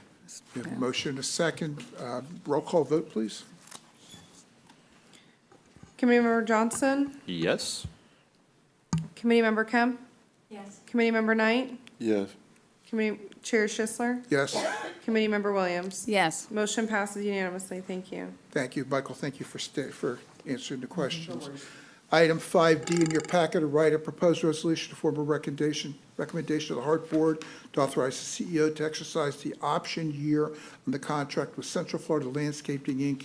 for landscaping services, extending the contract through May 17, 2024, for a 1-year not-to-exceed amount of $80,405.52 and increase VC 0000881 to a not-to-exceed amount of $241,225.56. Do committee members have any questions or comments for staff? Motion to approve? Second.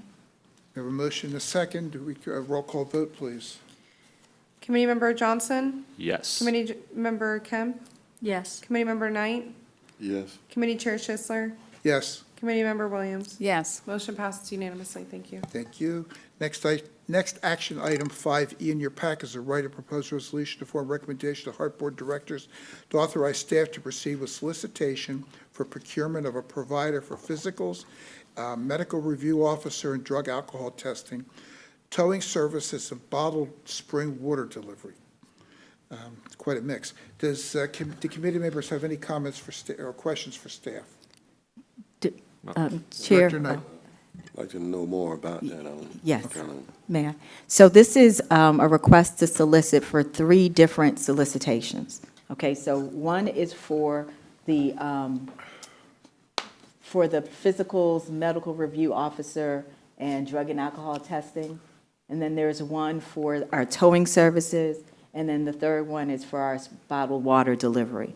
So this is a request to solicit for these 3 contracts that are going to expire. And if you recall, toward the end of last year, we said that we would bundle the solicitation so we can move forward faster and go through the process, recognizing that we do not award until we bring it back to the committee. So this is just approval to solicit, and then we'll come back and present the findings of the solicitations, how much it's going to cost, those kind of things. Director Knight, you still there? Yeah, wouldn't mind taking it to the board, but in the meeting, can we get some information? I'd like to know a little bit more on the drug testing procedures and some of the information in there that we're going to vote on. Well, at this point, we're just asking for people, we're not approving anything but to move forward to the board to solicit. Right, but I'm saying I'd like to see some document Okay. leading up to that. So I'd you would like like to- us to send you some information on our existing Right. contract as it relates to these Yes, I want to services? see what it's. Okay, we can make that available and send it out to the entire committee prior to the board meeting. Is that Right. sufficient? Okay. Motion to approve? Second. Okay, we have motion and a second. Roll call vote, please. Committeemember Johnson? Yes. Committeemember Kemp? Yes. Committeemember Knight? Yes. Committee Chair Schisler? Yes. Committeemember Williams? Yes. The motion passes unanimously. Thank you. Okay, thank you. Final action item 5F in your packet is a write-up and a proposed resolution to form a recommendation to the HART Board. Oh, Point of order, yeah, we've Yeah. already approved this in I the just got past. further. yeah. Right, understood. Pardon me? No, we already did this in the past. This is the fair. May I respond, Chair Schisler? Yeah, please. So this item 5F was already brought before the committee. The committee already advanced it to the full board, but at the full board, Kicked it the back. full board asked for it to be taken off of the consent agenda. So what staff would like to do is bring it back to the full board agenda, or at least ask the question, should we bring it, based on the conversation at the full board meeting, there was just a request to take it off of consent and bring it back to the full board for discussion at a later time. So since typically we bring everything through committee before we bring it to the board agenda, that's why this found its way on committee again. But the board did ask for us to bring it back to the board, so unsure if we need to vote on it again this way, or do we just bring it back to the full board? If the motion that was made at the full board was just to bring it back, I don't think it requires an action of this committee to bring that back. Okay. Thank Yeah, you. I meant to ask that before I got started. I didn't see it till I got halfway reading it. So, okay, well, we'll just drop it. I would just recommend we just acknowledge that it's moving forward for the purposes of the minutes to the full board Okay. without action. So mentioned. Director Knight, you had a You know, question? I'm saying if, let it go through us, and we just send it back. But that's what we had said all along, that anything need to come through the committee, and we'll send it to the full board. So we can, You want to make a motion? yes. I mean, that's perfectly acceptable for it to be moved forward through an action of the committee. It's just not an obligation. Okay. Did you make a motion? Make the motion that we send it to the full board. Second? Do you have a second? Second. Okay, we have a motion and a second. Please do roll call vote. Committeemember Johnson? Yes. Committeemember Kemp? Yes. Committeemember Knight? Yes.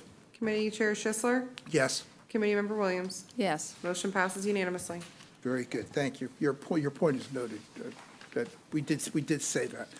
Mr. Maldonado, you're back up. Thank you, sir. Thank you for your patience. I'm sorry, Alvarado, I'm sorry. Wrong name. Thank you again. So, yeah, just to recap this one slide, so there's an increase in, rather, a decrease in the total operating cost for the rest of FY '23, about Sorry, $500,000. before we start, can I just ask, I'm just trying to clarify some confusion I have. So Committee Action 5A that we just passed, recommend the Board of Directors authorize Nelson Nygaard and the HART staff to implement a system of redesign and analysis with service changes to be implemented on May 14th. That's what you're reviewing with us right now, Correct. correct? Okay, I just wanted to clarify and be, and that's, I'll tell you, that's why I was uncomfortable with moving that forward. We hadn't heard, I know we've heard parts of it, but we did not hear this presentation. And so that was kind of like the big thing that I felt like I hadn't had information on. So I just wanted to be clear for myself. Thank you. Thank you, sir. Great. And just to follow up on a question you had earlier about that Publix in South County, it's under a mile. It's like 0.8 miles between the end of our zone to where that drop-off would be. Oh, thank you. All right, so I'm going to step back and just go to some of the route level details. And anything that doesn't have changes, I'll try to be quick with, but if you have any specific questions, please just stop me as we go along. And the other thing, too, I just want to remind everyone that the basis of all these changes is that system network analysis we did. So it was the surveys, it was the actual cell phone data, understanding where people are coming from and going to. It was our ridership to understand the volume. So that really gave us kind of the baseline for these recommendations here. And obviously, as we went through the public involvement process, there were some additional feedback from the community. So we went back and we adjusted this entire system redesign based off of that. So the Route 5, like I mentioned earlier, this is a route that's going from every 60 to every 30 between 6 a.m. and 6 p.m. And you'll see the bulk of our ridership is really between that time. So an increase here for this route specifically of $330,000 for the operating year. Minor schedule changes here on the Route 6. This is a route that goes from UATC down to the Marion Transit Center. We're really looking at some changes after 6 p.m., so taping that headway down or that frequency down from every 20 to every 30, and then after 9 from every 30 to every 60, so starting that 60-minute service a little earlier. This will save us about $150,000 a year. Route 7 has a minor routing change, so this is going to end at the West Tampa Transit Center. It's going to do the loop around HCC. This was one of the adjustments. Initially with this route, we were going to eliminate the HCC loop, so we found a way to bring it back. No changes in terms of the span of service, weekday or the weekends, and the cost stays the same. Route 8, no changes proposed for this V2 in the original iteration of our service changes. We had proposed some changes to take this route to every 30 minutes and bring it down Selman, but just because of what the cost impact would be, we scaled that down. This won't have an impact on the cost, or on our overall cost, rather. Same on the Route 9. There won't be any changes for May on the Route 9. This was a route that originally had some proposed changes, but the cost will stay the same. No changes on the Route 9. This is the route we spoke about earlier, the 10, rather 11. So this is really a merger of two routes that will now connect Armature Works to West Shore. You'll see that we no longer have that connection to the airport, but between the 30 and the 32, you'll have that connection to the airport. This saves us about $315,000 a year. As part of this agreement with FDOT as well, there is money for capital as well to buy some vehicles. Route 12, so this is a minor service change. This goes along with the Route 5. This will now serve Palm Avenue. You'll see some tapering down during the ends of the day, so the beginning before 6 a.m. and then after 9 p.m. We're also going to make it a little more straightforward, so just by going down Palm Avenue, we'll get to the transit center a lot quicker. This saves us a little under $200,000 a year. Yes, please. Is it okay to interrupt on this as we go through? I just wondered, Yeah, I don't please. want to try and. Yeah, this is interactive, so as we go Okay. through the route level, just pepper me with questions. Okay, thank you, because I know we went to the end, and, so if we go to Cypress Street, instead of going across Cypress from downtown, you've got it going up, north, and then up Florida, and down Tampa, and over across Palm, and down North Boulevard. Is there a reason that you did that? It just looks much more complicated and not as useful. It's, so it connects Armature Works to West Shore. I'd say that's one of the bigger connections to, if see. you look at the blue It goes down two separate roads, so it goes up Florida and down Tampa, those are the one-ways. Right. So that part might look a little confusing, but it's just one way in and one way out. But yeah, going down Palm Avenue versus going down Tyler, Case, and all those things actually buys us like 4 or 5 minutes in that area, and gets us out of that kind of downtown area a little quicker, and then back on Cypress to connect over to everything that's on the West Shore area. Okay. Director Williams, you're recognized. What does your formula of savings consist of? So it's the difference in the operating hours. So you see the hours there, annualized, those are the actual annualized hours, and that's multiplied by what our average hourly rate, which is our platform rate, about 142 hours on the $142 per hour on the fixed route side for the operations. And 142 hours, $142 per hour, sorry. and the hours compute with fuel, or is it?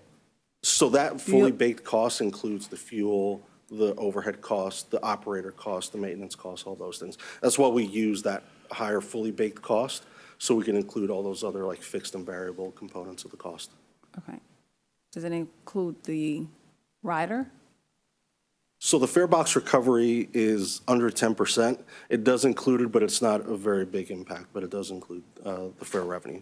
Okay, so it's only HART costs. It only represents HART costs. Correct. Okay, so that's fuel. So the $142 an hour includes all of our operating costs. So that's operator, that's fuel, that's maintenance, that's any fixed overhead. It is hedged against, obviously, the revenue we're getting from the fare box, but like I said, you're talking 8% of your total cost is really what that's covering. Okay, thank you.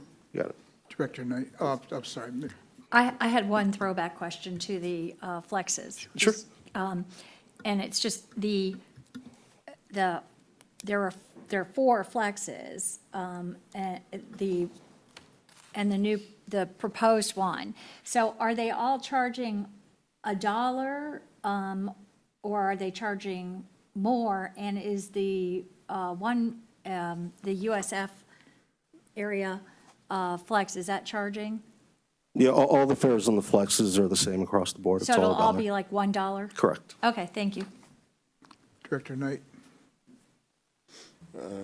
Yes, the Housing Authority building there on Cypress, a little bit, about 2 blocks or so west of West Shore, is not included in that, or just a different one? This is a different route, so that'll be included on the 30 and the 36. Okay. Yeah. Social Security as well will be serviced by those. So those that were originally, we might not serve this area, those are other things that we kind of bought back as well. So there's no impact to either of those routes. I have one comment regarding cost reductions and savings and so forth. The per hour calculation is a neat little cost accounting trick, and this is, you lump everything together, but unless Ms. Kirk and her people cut a check for less, either reduced payroll, reduced fuel costs, reduced widgets in inventory in the warehouse, we haven't saved $1. It just reshuffles it. So I'm not challenging your numbers. That's all you have to work with at this point.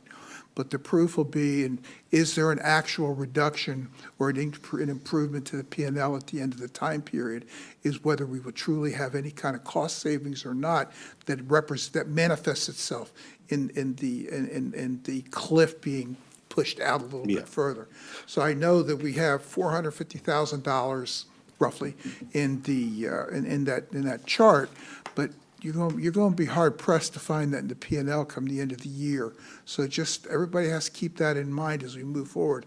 Unless we cut one less check or one less credit card charge somewhere along the line, we haven't saved a dime. So we need to keep that moving. Need to keep that in mind as we move forward with it. But I understand your calculation, and I don't disagree with it. But we still have to have the conservative approach to pushing that cliff down the road. So. Yeah, absolutely, and fair caveat. And, for me, that's why the base is always the hours. Right. Because if I'm reducing the hours, I'm reducing the number of operators, and then all those other kind of ratios that are associated to putting an operator out on the road. Right.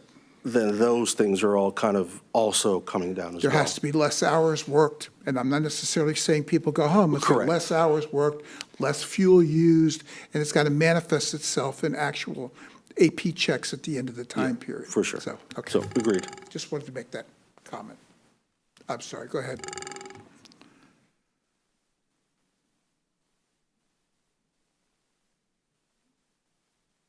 All right, we were on the 12, we spoke about the 12, okay. So the Route 14, again, minor route changing here as well, no impact on the service hours. But low ridership, we're trying to just make it a little more efficient, so we're going up McDill instead of going out towards Bayshore.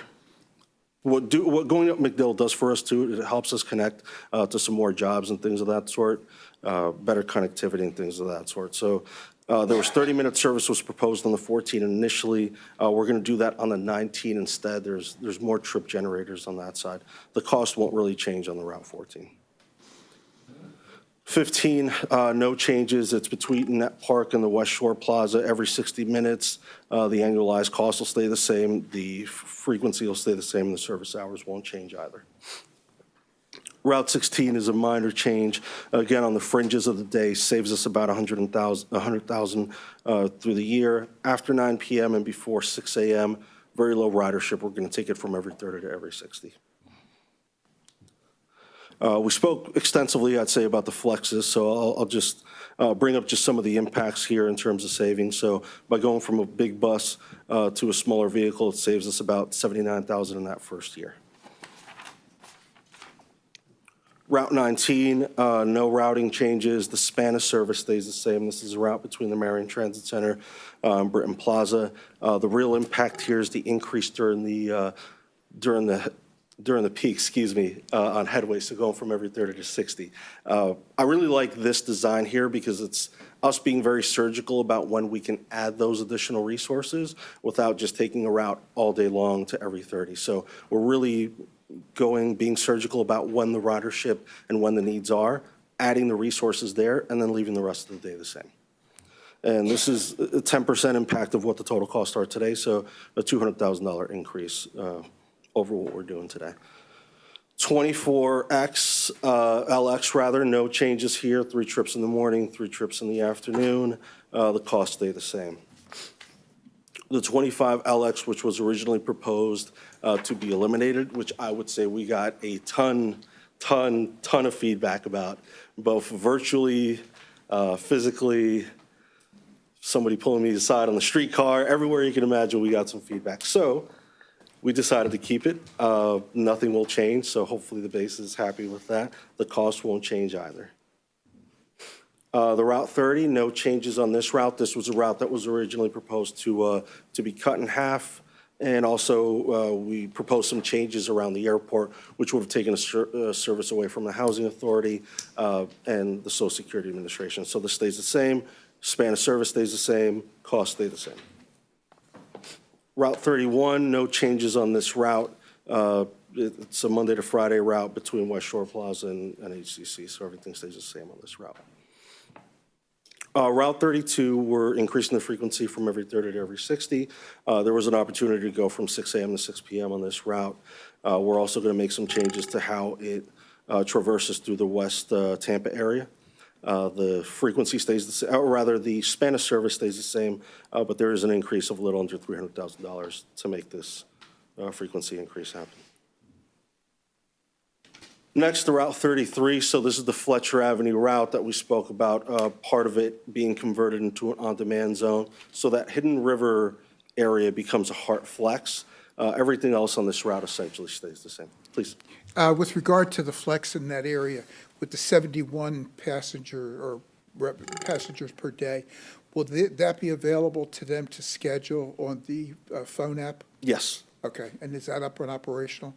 It won't be up and operational until we're April, May. Okay. Until the service comes All online. right, and we're going to do some type of outreach to those people? Absolutely. Okay, good. Yeah, All absolutely. right, So we'll have an extensive outreach Okay. on all these changes. Understood.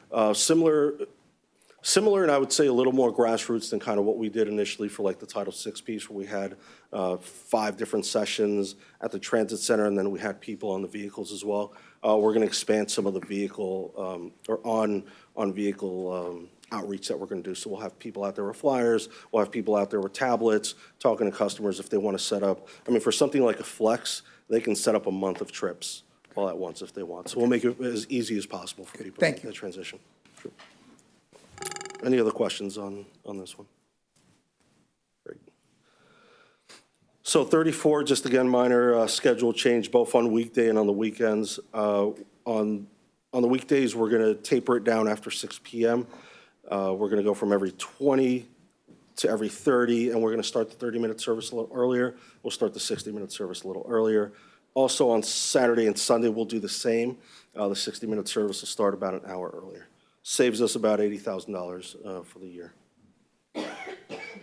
Route 36, this was another route that was originally proposed to have some changes in the V1 for the March changes. So, you know, given some of the other things that we did and the freed up resources, increasing the frequency here just was one of the things we had to drop, unfortunately. So this originally was intended to go from every 60 to every 30.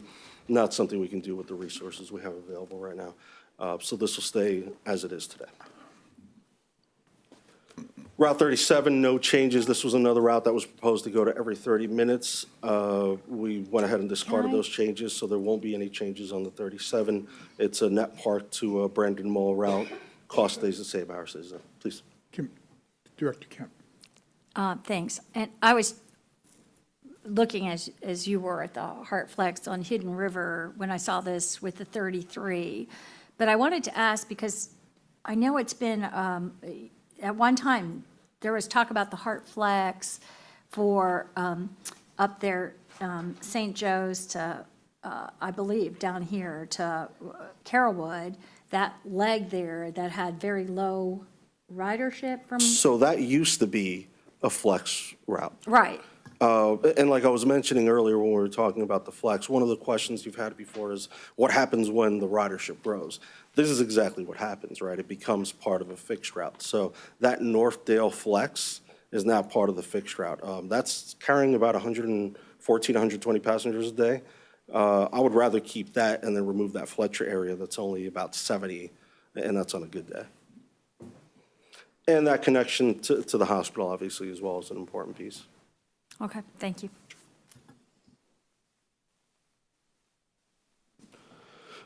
'38 goes hand in hand with the 37. This originally had some changes proposed in version 1.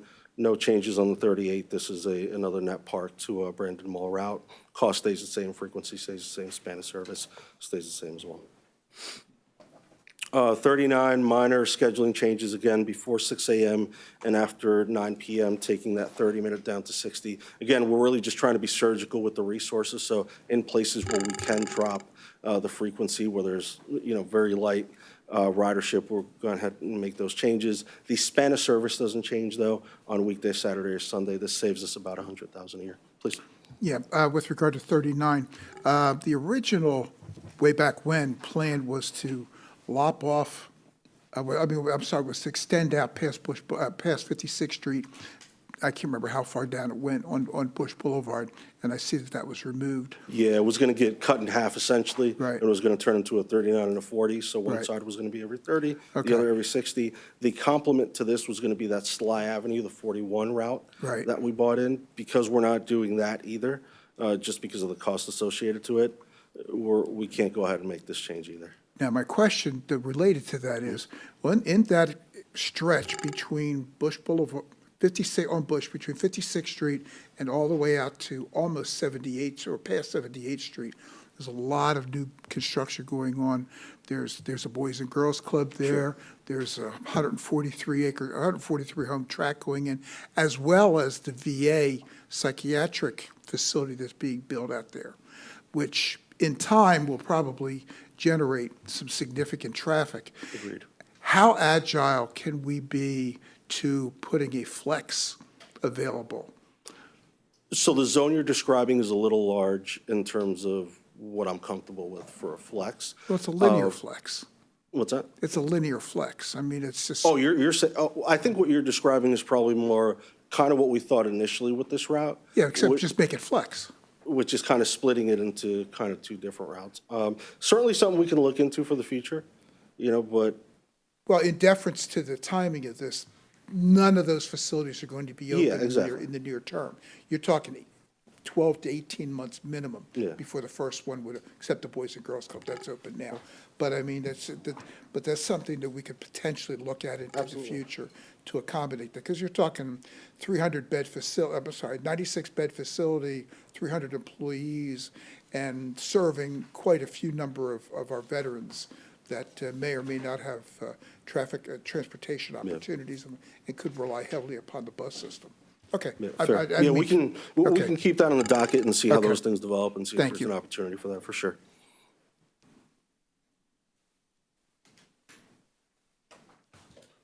All right, next, Route 42. Again, just minor changes in terms of the schedule. This is kind of a small loop route, so even going from every 30 to every 60 before 6, after 9.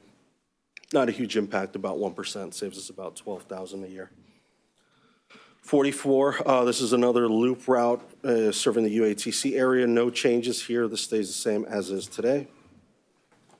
Route 45 has some minor changes, both on the scheduling and on the routing. So there's a connection to the West Tampa Transit Center, and it'll take Himes instead of Dale Mabry. The service span stays the same, but again, in the early morning before 6 a.m. and after 9 p.m., we're going to go ahead and cut that frequency from every 30 to every 60. Route 46, park and ride to the Brandon Mall. No changes here. This stays the same as is today. Route 48, that originally had some changes proposed, is now a no-change route, so everything stays the same. Originally, we were going to split this route and go to that other Amazon facility. So this has 2 Amazon facilities, better connection to Net Park. We're going to keep this route the same. Nothing changes here. 275, no changes on this route, no changes on the frequency or anything else. This stays the same as is today, and that's between Park and Ride and the Marion Transit Center. Question? Please. I just, because this serves Pasco County, and I'm just wondering, is this totally, do we totally pay for this? Is this totally on our dime? Yes. Okay, and no subsidies from FDOT or anything? Yeah. And when we're talking about stretching our resources, because, I mean, usually you think about point of origin as the place where you're doing the service. And even though people are coming from Tampa to go to there, they're going back home. And that's the bulk of that service is more like a Pasco route that was originally funded by FDOT. But I'm just wondering, are we doing anything with regards to that, Ms. LeGrand, in terms of negotiating with Pasco or something? Because, I mean, our resources are stretched so thin. Right. May I have a Please. So we're doing a couple of things. We're also continuing to work with FDOT to see if there's opportunities to get additional grant funding for the route. We have looked at it. So this is one of those areas where there's a balancing act, because we do get credit for the ridership, which goes into how we get our dollars allocated from federal dollars. So what we want to do is have a good balance. We don't want to, walk away from the ridership, which impacts, our bottom line, but we also want to find additional funding sources. So we're doing both of those things. So does the miles that we get in benefits, does that make up for the cost of the service that we give? So I would say from a high level, yes, because though it does go into Pasco County and that piece that does go into that ridership is kind of an important part of the route, it barely crosses into Pasco County. So I would say from that standpoint, and considering what the impact is in terms of like our NTD population and ridership, yeah, I would say it does pay for it from that standpoint. That said, you won't see that necessarily on the fare box recovery side, but in terms of some of those other things, yes. Well, I'd really like to understand that, and I know it barely goes into Pasco County. The only thing is that there's no customers to pick up in between there and USF, basically. Sure. There's no one that lives there, and there's no stops or anything. So it is, may barely go in, but it goes through a long stretch of Hillsborough County where it has no ridership. Which is precisely that population piece we're Yeah, talking about. right, exactly. Yeah. So I was just, I'd like to understand that, because if that's true, then then again, it's like, is that an advantage that PSTA, for instance, has by doing the St. Petersburg to Tampa trips? And I don't understand if they're subsidized or not, but if we're not doing part of those, if the balance is that the service is paid for with service miles, I'm just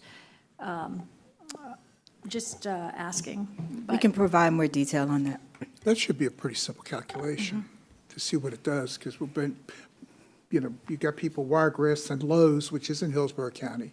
I don't know how many people we're picking up there, but we know we know the ridership, and we know how the formula is calculated for the sharing or the allocation. So we should be a pretty simple calculation to do. Thank you. All right, next, the 360. So minor routing change, but I would say pretty good impact here, positive impact, rather. This is going to go further into the campus of the Brandon Mall, kind of loop in, and just make it a little easier for people to kind of get to the mall versus going from the main road there on Causeway and having to walk that kind of almost mile up to the mall. I mean, it's not exactly a mile, but, yeah, it's a little bit of a treacherous walk going through kind of entrance and exit of a mall. But it doesn't affect our cost. I mean, we had some hours already baked into the route, so it doesn't change anything from a cost structure standpoint. The Route 400, minor change here, really just kind of tapering the frequency after 6 p.m. over 2 hours to kind of smoothen this out into when we eventually start that 30-minute service, savings of about $100,000 here. We spoke about the HART Flex, no financial impact here.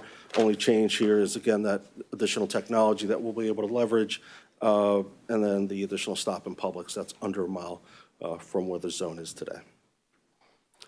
Spoke about the Uptown Circulator a little bit earlier. This is kind of just another revamp of what you guys saw earlier in terms of the financial impact for FY23, with, close to 80% of it being sponsored externally.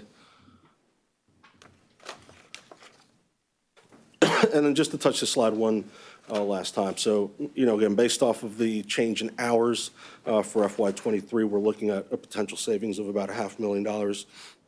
For FY24, when these changes are fully annualized, you're looking at a little under 1.2. In our scheduling process, there is an opportunity for some additional efficiencies and things of that sort, but that won't happen until we go through that process. Any questions on the financials before I move on? Thank you. Yes, Ms. I just want to say thank you. This is very tedious, and the fact that you are very knowledgeable of each route and can share the differences of what's taking place is just profound. So thank you so much for your patience and ability for us to ask the questions. No, thank you. And the level of detail that we are asking. So thank you. So the part of this I would like to ask the question on, is there some large map somewhere that has all of the rides or bus routes? And is there an opportunity for us to maybe sit somewhere where there's a projector and just kind of look at everything and from one end to the next And I guess let's just see it more holistically, because you clearly provided the details as the change takes place, and you provide us that portion of it. But I'd like to see if there's something that just provides all routes. And I definitely don't want you to perform a task that's laborious, but I wonder if something like that exists. So first of all, appreciate the kind words and certainly appreciate your time. And as much as I'd like to take credit for the whole thing here, I mean, our group was really impactful in this. We had our dispatchers involved in it. We had our entire operations team involved, drivers, leadership, my planning and scheduling group, marketing. So it was kind of a collective effort across the organization. And even when we went out and we did some of the public outreach, you know, it wasn't just our planning and scheduling group, it was our marketing group as well. You know, some of our operations group was involved on the weekends as well. Our paratransit group in terms of helping us get rides on like the 400 and the 1, which are big routes on the weekend. So appreciate the kind words, but our entire group had a fingerprint on these service changes, so we're really happy about that. And obviously our dispatchers and our supervisors as well. In terms of a system map, I mean, I have humongous system maps that we can sit down and kind of look at things on a route by route level. The one thing you won't really see there is like a before and after, because the map isn't really changing too much from that standpoint. I'm not getting rid of routes or anything like that. I don't have a map yet that shows the routes colored by frequency. But as you were talking about some of the things you want to see, I think that may be something we can maybe put together for the future, where we show our system map, not just this route is green, this route is purple, this route is blue, but our red routes are 15 minutes, our greens are every 30, et cetera, so that way when you see a before and after, you can kind of see, okay, this part of the map has increased frequency, this didn't. Does that kind of, would that, something like that help? I think that it would, any opportunity to see where we are and where we're going, and providing just a little. Sure. I'm not asking you to do more. I think that the fact that it took a village to even put this together today is significant. It's just for my own understanding, as well as I'm not sure if any of the other board members are interested in anything like that, but it just would be very profound for me to just kind of see it holistically and be able to educate me further. Yeah. And be able to So- represent. So during some of the public involvement, we had a couple different stations, and one of the stations we had was just a huge system map. I mean, I'm talking, it took an entire table. So maybe it might make sense for us and my planning and scheduling team with you guys to get together and just kind of sit around and just kind of do a workshop around that map. So you can ask any additional questions you have, any specific stops, or just if you want to just kind of go through this with that physical representation on the map, we can certainly do that if that suffices.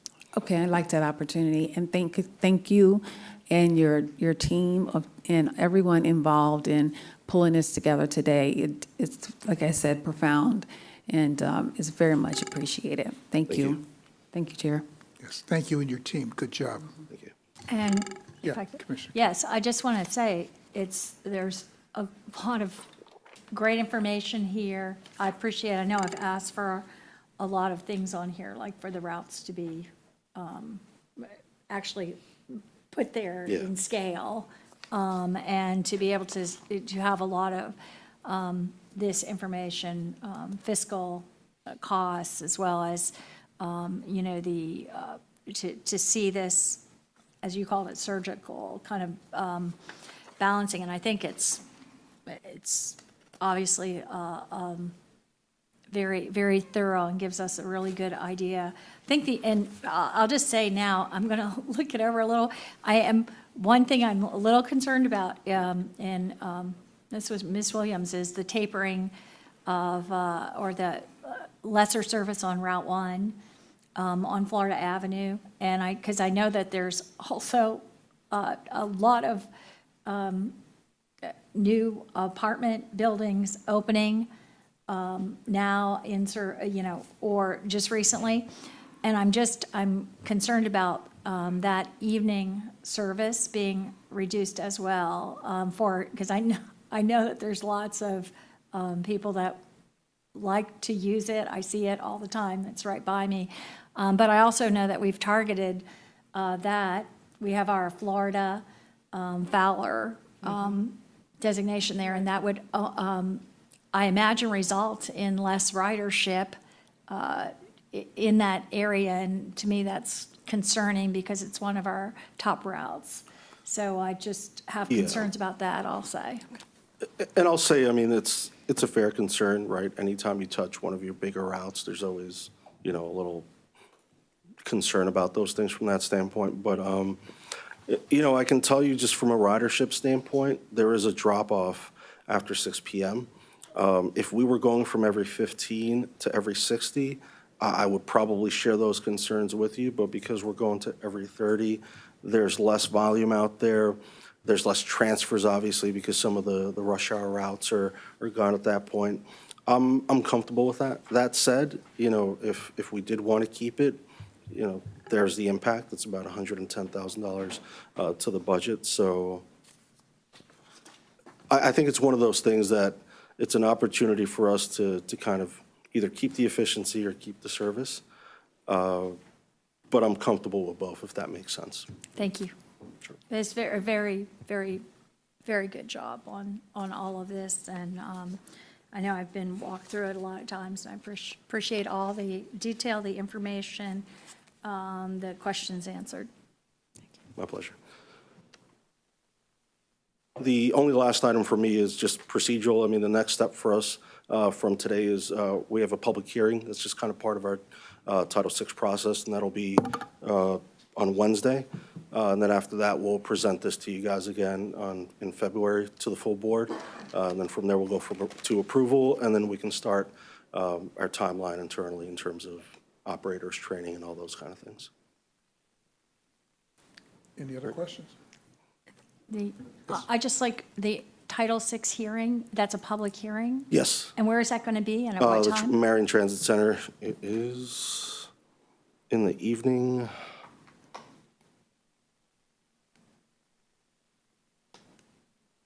$5:30, thank you. 5:30, and so that's an opportunity for, how are the public notified for that hearing? We put it in the newspaper, we put out a public notice for it, press release. It's the usual kind of process for the Title VI piece. So we have gotten some feedback so far, so I think one of the things is that some people were still looking at the original V1 of the changes, so went ahead and changed kind of some of our collateral that we had, so people knew that this was an adjusted change, so they understood that part. Is there a room at the Marion Transit Center, or is it just in the main room? Yeah, there is. So we've. Okay, I've never been to a hearing room there. So our facilities group has gone through a pretty extensive process of kind of prettifying it, for lack of a better word. So we've got a pretty good setup up there. It's clean, it's open. When we did our public involvement, we were actually able to set up 3 different stations. So we kind of had a little like hearing station where you can kind of just sit there and pepper one of us with questions. We had a station in the back with 3 different sections for maps. So you can go there and put little sticky notes and say, hey, I think this about this route. And then we had the boards up where you can individually walk with one of our planners and see all the different changes and see what impact it was to your transfer, to your day, and things of that sort. So it's a pretty open space. We'll be able to hold the hearing pretty easily up there. 5:30 Thursday night? Yep. Okay. Excuse me. Wednesday at the Yep. Marion Transit Center? Yes. Okay, thank you. Thank you. Okay, thank you, Mr. Alvarado. Thank you. Prettifying, that's a new word. Check on the spelling of that, I'm just curious. Thank you. Okay, next presentation is Operations and Maintenance Metrics Report from Mr. Bobby Edwards. Director of Transportation, and Mr. Justin Laffler, Director of Fleet Maintenance, and Mr. Richard Campbell, Interim Safety Officer. Mr. Edwards, you're recognized. Good morning, Chair, Board, Ms. LeGrand. This time I'm going to ask Mr. Fields, Manager of Logistics and Supervision, to conduct this presentation. Thank you. Thank you. Come on up. Morning, Chair, board members, CEO, Ms. LeGrand. My name is Stephen Fields. I'll be conducting the Operations Maintenance Metric Report for operations today. Ridership by mode. For the fixed route, 72% on-time performance. We had 919,000 customers, 568. For the streetcar, at 99.4%, 118,000. And for paratransit, a 96.7 on-time performance. We're at 16,498,000. HART Flex, 387 riders, and a taxi voucher of 1,900. For a total ridership for the month of December, 1,056,934.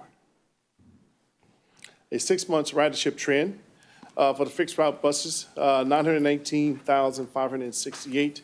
The trend line is showing up. In the month of November, we had some issues with hurricanes that make the ridership went down a little, so that's why you see the number is still on the uptick of 900,000 plus. Weekday ridership. On our weekday ridership, our two best routes, Route 1 and Route 6, average about 3,400 per day. And worst routes is Route 25 and 24, which are express routes that does 3 trips in the morning, 3 in the afternoon at 49 and 76. So that's why theirs are pretty low, because they're express routes, limited express routes, by the way. Total ridership for route performance. Route 6, again, is one of our top routes for ridership. On-time performance is 71%. And Route 1, our other route for ridership, is at 74%. With Route 34 at 73 with 3,100, and Route 400 and Route 12 coming in up with 74 and 72, with 2,900 on the 400 and 2,300 on the Route 12. December on-time performance. Excuse me, hold on. Yes, sir. Director Williams? Okay, thank you so much for allowing me to ask this question. So I'm going to go back to route, if you go back to the previous page, we're on,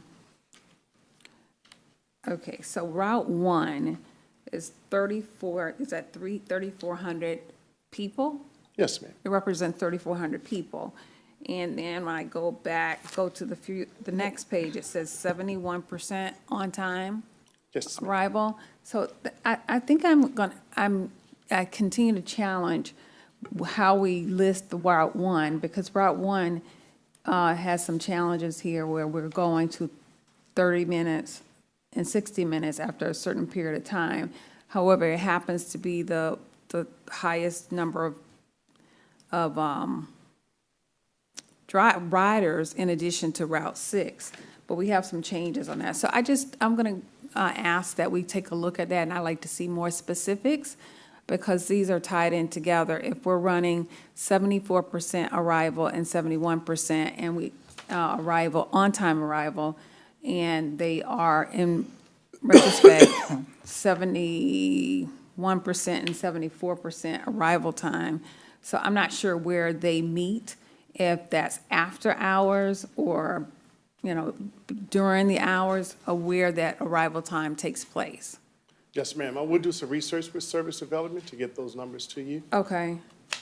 I just am concerned when we have that number of riders and it's tying into some other changes, and it just may be, one may impact the other. I just don't know the answer to that. Mr. Grid? So, yes, I'm going to ask Mr. Alvarado to respond to your question, and I do want to give a little definition, because I know we do present this information and we call it top ridership routes, but they don't reflect an individual, right? So if you see 3,400, doesn't mean it's 3,400 people. That's just how many trips, right? So you could take 2 trips in one day, you go to work and you come back home. We still count it as 2 trips, but that doesn't make you 2 people. So I Okay. just wanted to make sure that there was some understanding that they're actually the trips, not the people. Okay. Okay.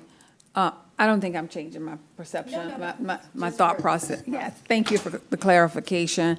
I just, Mr. Alvarado will answer your other question.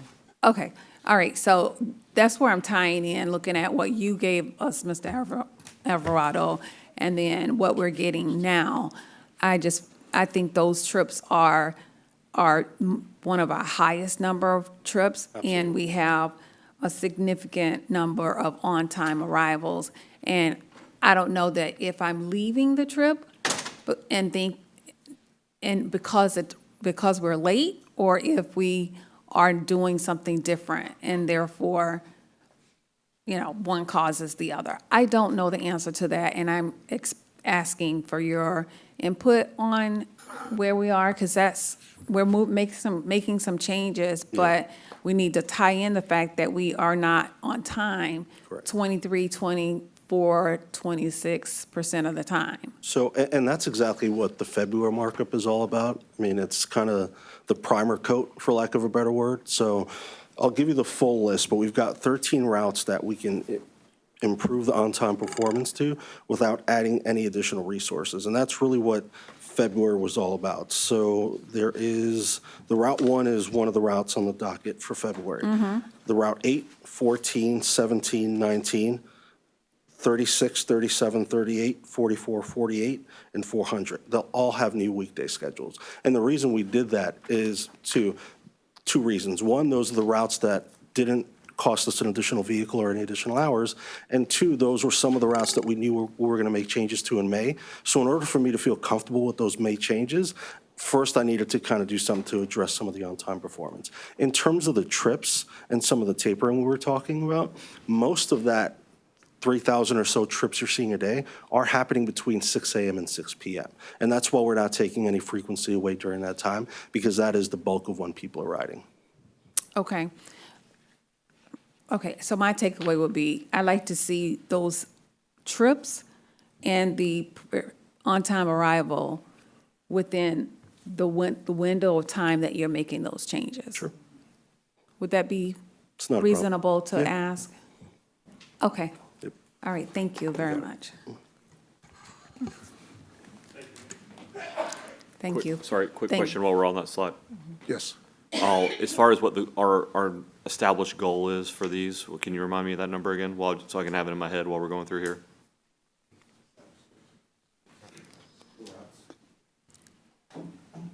Sorry, I was double tasking. As Did far you as what repeat the goal, well, what the goal would be for the route as far as the on-time performance, what is that number that we use as So far as? 77% is kind of like our baseline, but really, I would say internally, we're trying to get every route above 80% to the extent we can. Okay, so when I'm looking at this, I want to have the goal, or I want to have the head, or have it in my head that the goal is 80%. So when I look at these, we're under where our goal is okay. I just want to have that while we're going through. And just one last piece, and that's why I was double tasking here. 80% of our ridership on the one is between 6 a.m. and 6 p.m.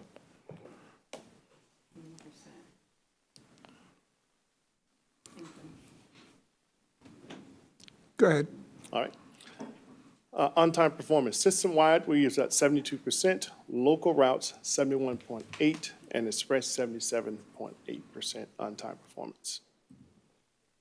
On-time performance trend, as your fixed route on-time performance trend over a 6-month period, and your streetcar and paratransit for the months of December, as we said, 99.4 for streetcar, 96.7 for paratransit, 71.99 for fixed route.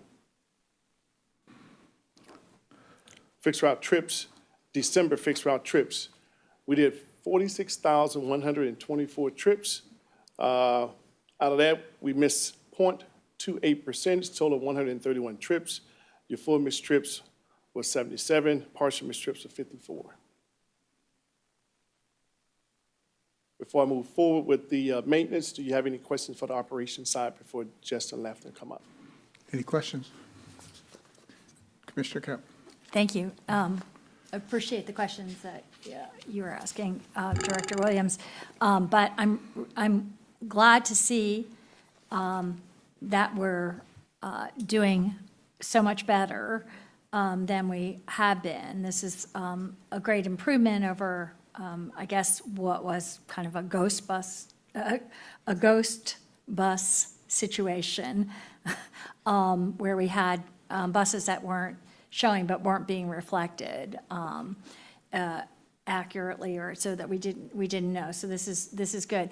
But I just want to point, I'm extraordinarily pleased to see the ridership trend has risen so much, and that we're looking at close to 1 million trips a month, if you want to look at it that way. And I've asked, and I appreciate the fact that we have the weekday daily ridership here, because I think it really gives you a flavor for how kind of our system and how it works. So that, we have with the flexes heard a little bit about 100 people or something like that, or 100 trips, actually, to be clear.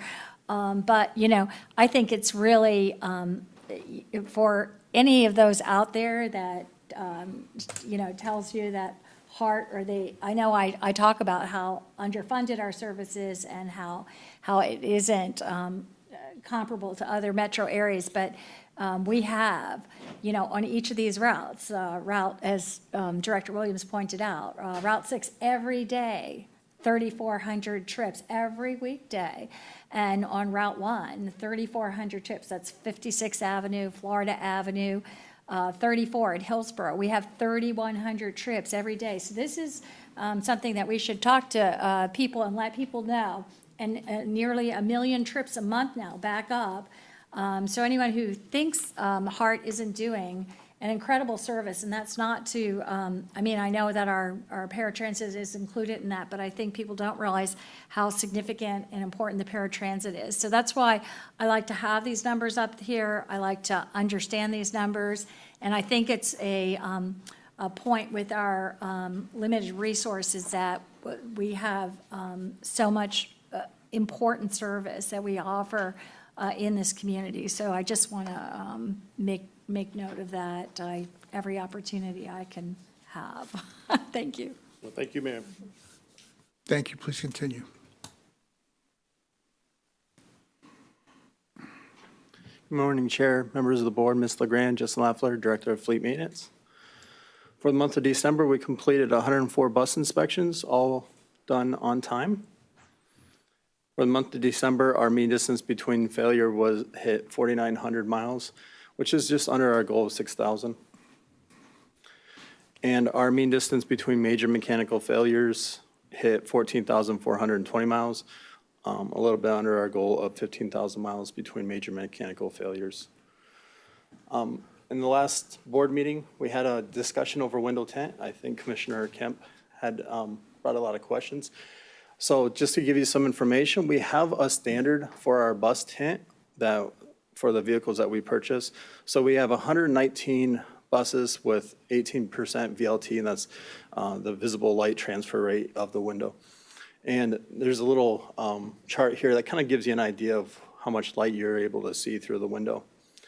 We also have a small subfleet of our bus that has a 13% VLT and a small subfleet of our bus fleet that has 33% VLT. Those buses were purchased used, so that's why they are different from our standard. So those are daytime pictures of our buses with the different variants of window tint, and you can see the difference that it makes with having a wrap on the windows, especially during the daytime. Again, you have pictures at nighttime. At nighttime, you can see through the bus a lot clearer with the interior bus lights on. So the reason why we tint our windows is there's a couple different reasons. Operator and passenger comfort is a big part of that. It can get over 100 degrees inside of our buses, especially during the summer months. You know, every time that we stop at a bus stop, open up our doors, hot air is coming into our bus, cold air is escaping. That makes the AC run almost continuously. So having tinted windows actually prevents the AC and increases the pump down of your AC system. That's about a 15 horsepower difference in the engine and about 5% difference in your fuel efficiency. So those are the big reasons that we tint our windows now. Do you have any questions over window tinting? Yeah, excuse me. Yeah. What is up? Go ahead, Commissioner Kemp. I'm just, appreciate the report. I'm sure I have watched or seen buses with different window tints, and that's why it came to my attention. I, of course, understand that it's for efficiency, customer comfort. That's one of the reasons not being able to see in, I've heard safety considerations, but also making people feel comfortable boarding a bus when they can see kind of what's going on inside, you know, according to some studies and other things. So I just, of course, want to have the most possible protection, efficiency, lower costs, but want to get the buses as transparent. And that's one reason I haven't, you know, I'd like to get away from the wraps, and I'm glad to do that. But also, if we can operate without much loss at like the 33% tint, I'd prefer that. But if that impacts, you know, our costs, our efficiency, or comfort, but, you know, I'm fine with the 18%. I just, you know, wanted to ask about it once I noticed that there seemed to be differences. Yeah, I think our current spec has a really good balance between being able to see what's inside the bus and, you know, the fuel efficiency. And so I put them back up if you want to show it. During the day, obviously, it's harder to see inside the bus because you have the light on the outside, it's dark on the inside, and it depends on what lights that we're running inside the bus at the time, too. So that can make a big difference.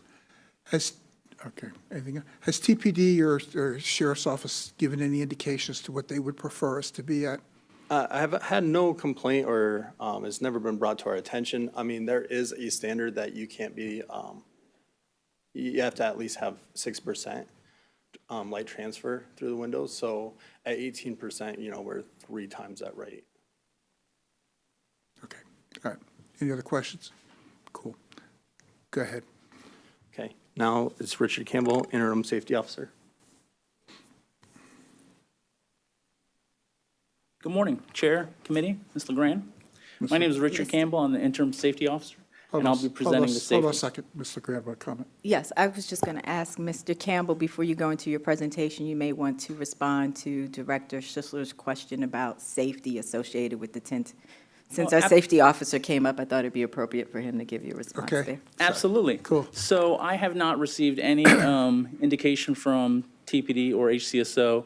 I know many years ago I did work a demonstration where Tampa Police Department SWAT team used one of our buses for an exercise. And their main concern was something that we do is making sure that all the wraps, the windows are cut out. So any of the buses, on the inside of the bus, it's an emergency exit. So although the wrap looks like one solid piece, if you're up close to it, that window exit has been cut. So if somebody were inside of the bus and opened the emergency exit, it would open, it wouldn't impede the window from opening. Okay, thank you. Did you have a question, Ms. Williams? Did you have a comment? No. Okay, okay. All right. Go ahead. Moving to fixed route or bus, route safety performance. So these are numbers that we have to report to NTD through the FTA using our PTASP. So the Public Transportation Agency Safety Plan, okay? So for the month of December, if I can move your visual effect to the right, you'll see the safety event. So we have December in blue. So that resulted in 4 safety events that we had to report to NTD, resulting in 3 injuries, and of course, 0 fatalities. Moving to the metric part of it. So based on per 100,000 revenue miles, you can see that in the very far right, we're under 1 point, so 0.71 safety events, and injuries 0.53. And obviously yielding no fatalities. Streetcar, for the month of December, we had no reportable safety events. And then obviously there was no, injuries. Paratransit as well, for the month of December, we had no reportable safety events, yielding no injuries. Questions? I'd like to know, Yeah, please. I'd like to know, who put on the event this weekend? Who was it the safety group responsible for the bus this weekend? Or For the MLK parade? For the MLK Yes. parade? It was operations and safety. It was a collaborative effort. Okay, so before anyone goes, I want to make sure to thank you and your team of people that participated in the MLK parade. I got an up-close and personal opportunity to spend hours and hours and hours and hours with them, and they were very safe, conscious of being close to the bus, and they gave us all of the rules and responsibilities to keep us safe. One whistle would mean that we're too close, and 2 whistles meant that we were that they want to get our attention. I hope I got that right. I want to pass the inspection test. So, but I have to applaud their ability to stand for long periods of time and make sure that everyone was safe. And I have to, would personally myself like to thank them. And if you could send my regards, it was excellent. And I love the fact that people, when the HART bus passed by, they called out HART, HART, HART, HART, and so they were so glad to see the bus and in motion in the parade, and they called out our CEO and so forth, and I just was so honored to see the employees do such a fine job and see them in their moment of glory and recognition by people who probably utilize the bus. And so I just wanted to say thank you to your team and the people that work behind the scenes and those employees that were on scene for hours and hours and hours to make that happen. So I can't say enough about how well they did and how appreciated they are. And thank you very much. Well, I appreciate that. I have the fortune of working with an awesome team, and it's very nice to hear that. Thank you. I will definitely let them know. Thank you. Very good. Thank you very much. That's it. Okay, thank you for your presentation. Next, we'll have the Basic Transit Infrastructure Program, the route maintenance overview. Ms. Linda Crestatini. Welcome. And Director Schussler, as they're getting set up, I did want to share something that Ms. Williams didn't share, but during the parade, people kept, we threw out beads and candies, but they wanted us to throw out HART passes. We got lots of requests, so we got to get one of those money guns, I guess, and shoot out HART passes. I don't know. There you go. That'll work. Hi. Good morning, Mr. Chair, members of the committee, Ms. LeGrand. Linda Crescentini, Director of Capital Program. I'm here today to do a little more, to present a little more information for our Basic Transit Infrastructure Program for some questions that came up the other day. So we'll look at the purpose of the program, the design, the distribution, the shelter criteria, and the amenities. So real quickly, the program purpose, the current shelter inventory has reached the end of its useful life. There's way too many types of shelters. It's very difficult and expensive to maintain. The bus stops and amenities had to be modernized and standardized, and it requires a modular, scalable, customizable, and maintainable shelter. As you can see from the photograph, those are our new shelters. There's 3 panels in that shelter, but we can add as many legs to that as needed to accommodate, to work for the space that it is required to be in. And also, other mention is that this one does have the HART logo, which is very easy to change out or to repaint. The other thing is that they're modular, so that panel can also be added to either end. So the shelter dimensions, the existing most common shelter in our inventory is the slimline shelter, which has only a 4-foot barrel roof. The new shelters, the crescent shelters, they almost double that. It's a 5 to 7 foot cantilever roof, which provides much more coverage. It's also a slimmer profile, as you can see, so that allows us to place them in locations that previously shelters could not be placed. And on your way out, if you look over across the street at Nucio, you'll see a new one that's wrapped in black for accommodations for YCDC, and it's right across the street on Nucio. So if you look at the shelter distribution by district, I know it's really small, the map is, but you have the blue, which are all the current shelters that HART maintains. You have the red, which is our advertising contract, maintains those. We have 67 brand-new shelters, and between 10 and 12 are being installed by private developers. So we wanted to look at the 4 different districts within Hillsborough County and the amount of shelters that are in each of the districts. In District 1, we have which is highlighted in the blue, we have a total of 211 shelters. In District 2, which is highlighted in the yellow, has a total of 83 shelters. In District 3, which is Commissioner Myers' area, which is in green, we have the most shelters. So we have over 245. And these numbers are dynamic. They change because they're doing pretty aggressive work to put in the new shelters.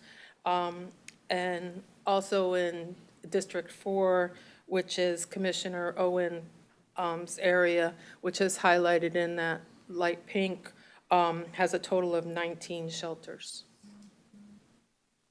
So this is just another way to present the information. The site selection criteria is critical. We have a limited budget, and here are 4 items that are looked at for every location. They're not in a specific order because they all have importance, but readiness and resources. What we tried to do is stretch the dollars as far as we can. So we focus on ADA compliance. We have we have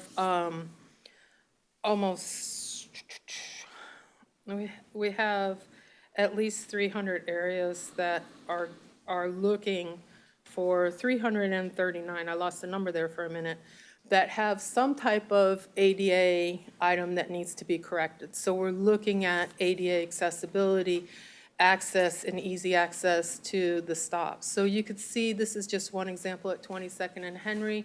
The picture to the left is the old shelter, which the sidewalk's not in very good shape.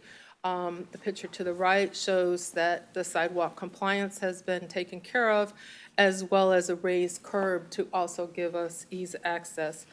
The other thing when we're looking for is readiness and resources. We do have a 5-year plan to use the city and county impact fees, which are very specific to certain locations in the county. We have community needs where the ADA community recommends areas that need to be addressed. Also comes in on C-Clicks Fix. So we're trying to accommodate what the community finds as critical to repair. So if we are also replacing shelters in kind in sites that already have minimal work to happen there, it's a lot less expensive and our dollars can go a little farther.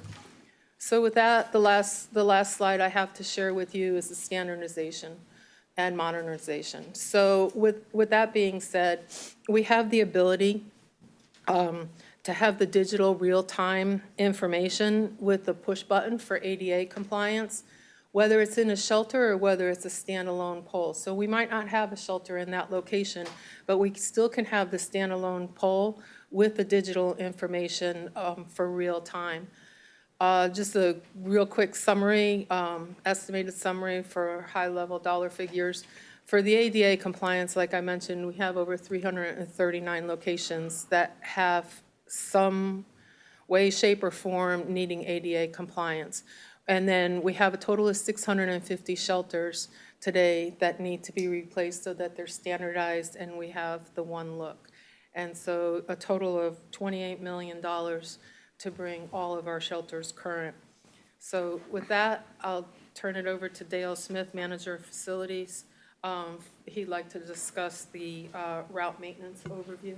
Mr. Chair, before, Yes. a couple quick questions. So how many, if you can go back to that last slide real fast. Sure. So of all those as far as the amount of stops that we have, or I guess shelters, excuse me, that we have, how many do we have, or how many have already been, I guess, retrofitted this way, or?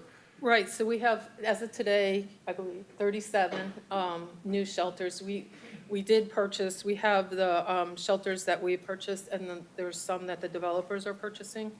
So currently, we have 37 of the 67 that have been purchased. Okay.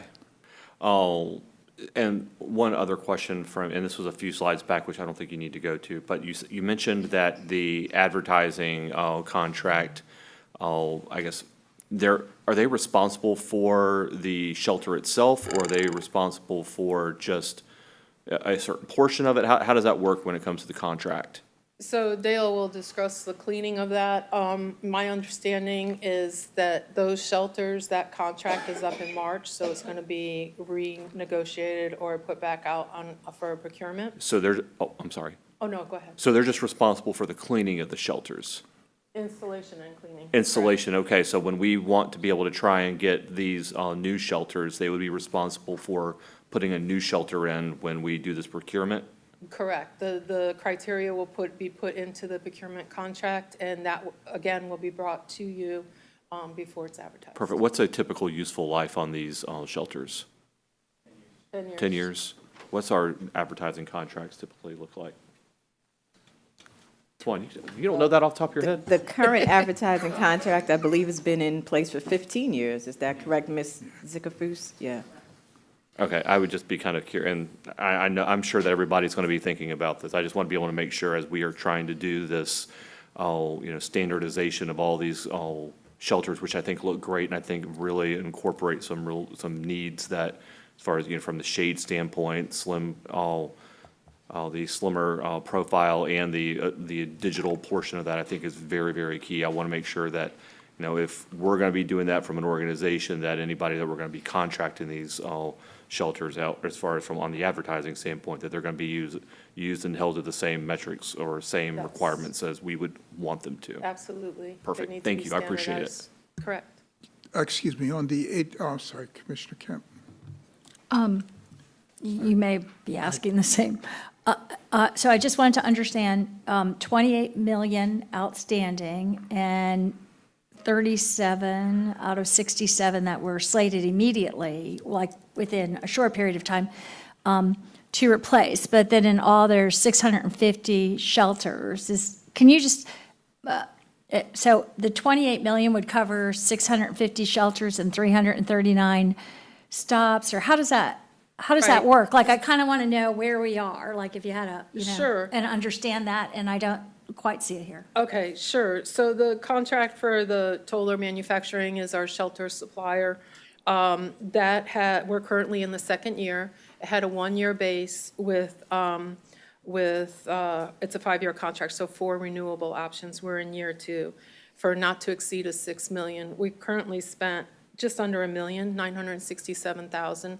So that covers the 61 shelters that we purchased. Others were purchased by the developers, but we give them the specifications so that they're all standardized.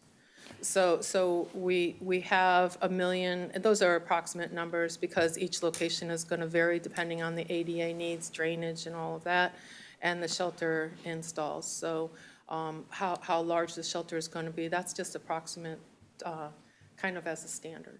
So I'm very, very, very thrilled about this. And so I still kind of want to understand, of all the shelters we have now, like, I want to understand the long term, what we have to bring in over the years to do all the shelters and do all the stops, and what we've done. Just like in the big picture, macro picture, I imagine we don't have the resources now to do all of those. And so I kind of like to, kind of see it like we see our ridership or something. Like we have, 650 shelters in all, and we've replaced 100 of them, and we have, however much money that costs and stops, and just kind of like the macro picture as we move along, maybe year to year, like an update on that. And I'm just Sure.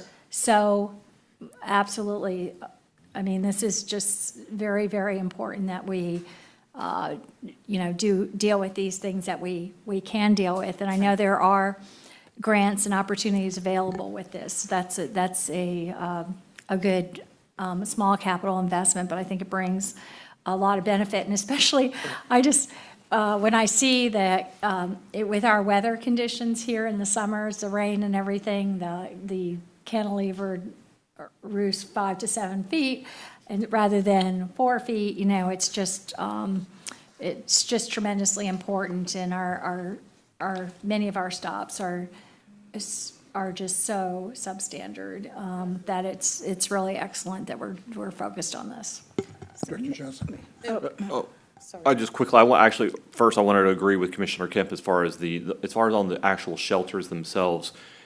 If we're looking to increase ridership, we need to be able to make sure that, the rider is going to be able to want to, stand there. It's something that's going to be important And it's going to be little things like that. It's going to continue to be able to help with, reputation, the ability to be able to get folks on there. So I think that's critical for us.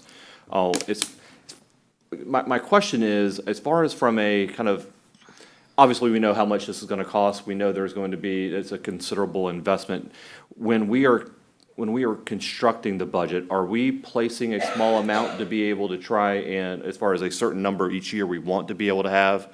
I know we're not going to be able to just, wave the wand and be able to have all of them done at one time, but are we setting aside a certain percentage of them that we want to be able to have done every single, year, quarter? How do we do that? So if I may, Ms. Vaughn? Okay, so as it relates to the budget, in our 5-year capital plan, every year we put dollars in associated with replacing the shelters. I do think the request is a sound request, and we can actually put together a shelter replacement plan, kind of like our fleet replacement plan. So in that document, Mr. Lafleur has shown, every year of our fleet, and then when we're projected to change it out and replace and refurbish. So we'll do the same, follow the same methodology for our shelter replacement plan. And then you'll see every shelter in the system, what year, generation those shelters are. And then we can also present to you going beyond just the next 5 years. But that's what we did for the capital plan, and that's how we were able to identify how much funding for the next 5 years. And a quick follow-up, this is the project that we also went after with Congresswoman Castor, correct? That is correct. So that was Okay. the other thing I was going to say. So Congresswoman Castor we did apply for an appropriation of approximately $5 million for shelters. The process is slow. So we're waiting for the Federal Transit Administration to give us the rules associated with the match.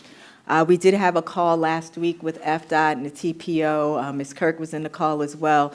And we're waiting to see, hopefully we can use toll credits as a match, because that gives us an opportunity, like Amanda's presentation earlier, that's match, but that's soft match, right? And we don't have to actually take cash from HART to find the match, but we just have to wait and see. In some cases, they will allow us to use toll credits.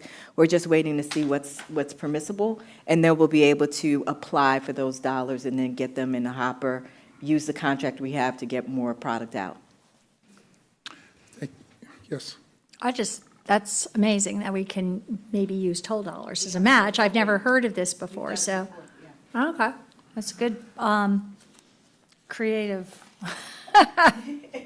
Question, when you're doing this new chart, can we break out the ADA also? Absolutely. We need to be very sensitive to that. Of the 336 ADA deficient, are they all, is this assuming we start over from scratch at each location, the 51,000? Go back. That was just an average, because each location is going to vary. So the 50,147 is an average. Sometimes it's just sidewalk Some are good, connectivity. some are really Correct, horrible. correct. But this is, what identifies the 300? How to ask the question? What tells us that has to be ADA compliant?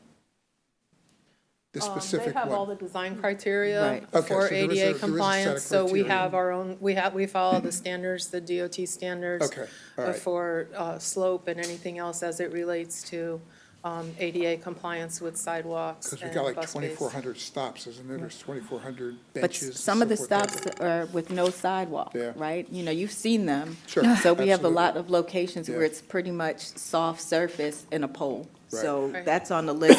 So if we go through prioritizing, we prioritize those areas where we know it's not safe for an ADA customer. Does anybody know what's in the capital plan for this year for shelters? So in the capital Ms. plan. Kirk? I don't see Sorry, her. Ms. Kirk. Oh, there she is. She If was you hiding can back there. provide.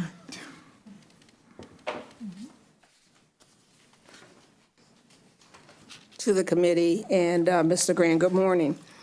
For the 5-year capital plan, we have $15.9 million budgeted for shelters. It's really bus stops and shelters total. We have 3 line items: construction of bus bay, landings, and shelter pads for $7.4 million. The design of shelter and bus bays, $2.4 million, and shelters and amenities, $6 million, for a total of $15.9 million. And then Amanda, this is in the this is in the model? Excellent, thank you. Okay, cool. Thank you very much. You're welcome. Appreciate it. Okay, any other questions? I don't see any. Just to be, the figures that Ms. Kirk just mentioned, that's a piece of the 28 million. All three of those things are in the 28 million. The 28 million isn't just shelters alone, but it's for, Everything. okay, Right. just wanted to clarify. Thank you. Okay. Who's next?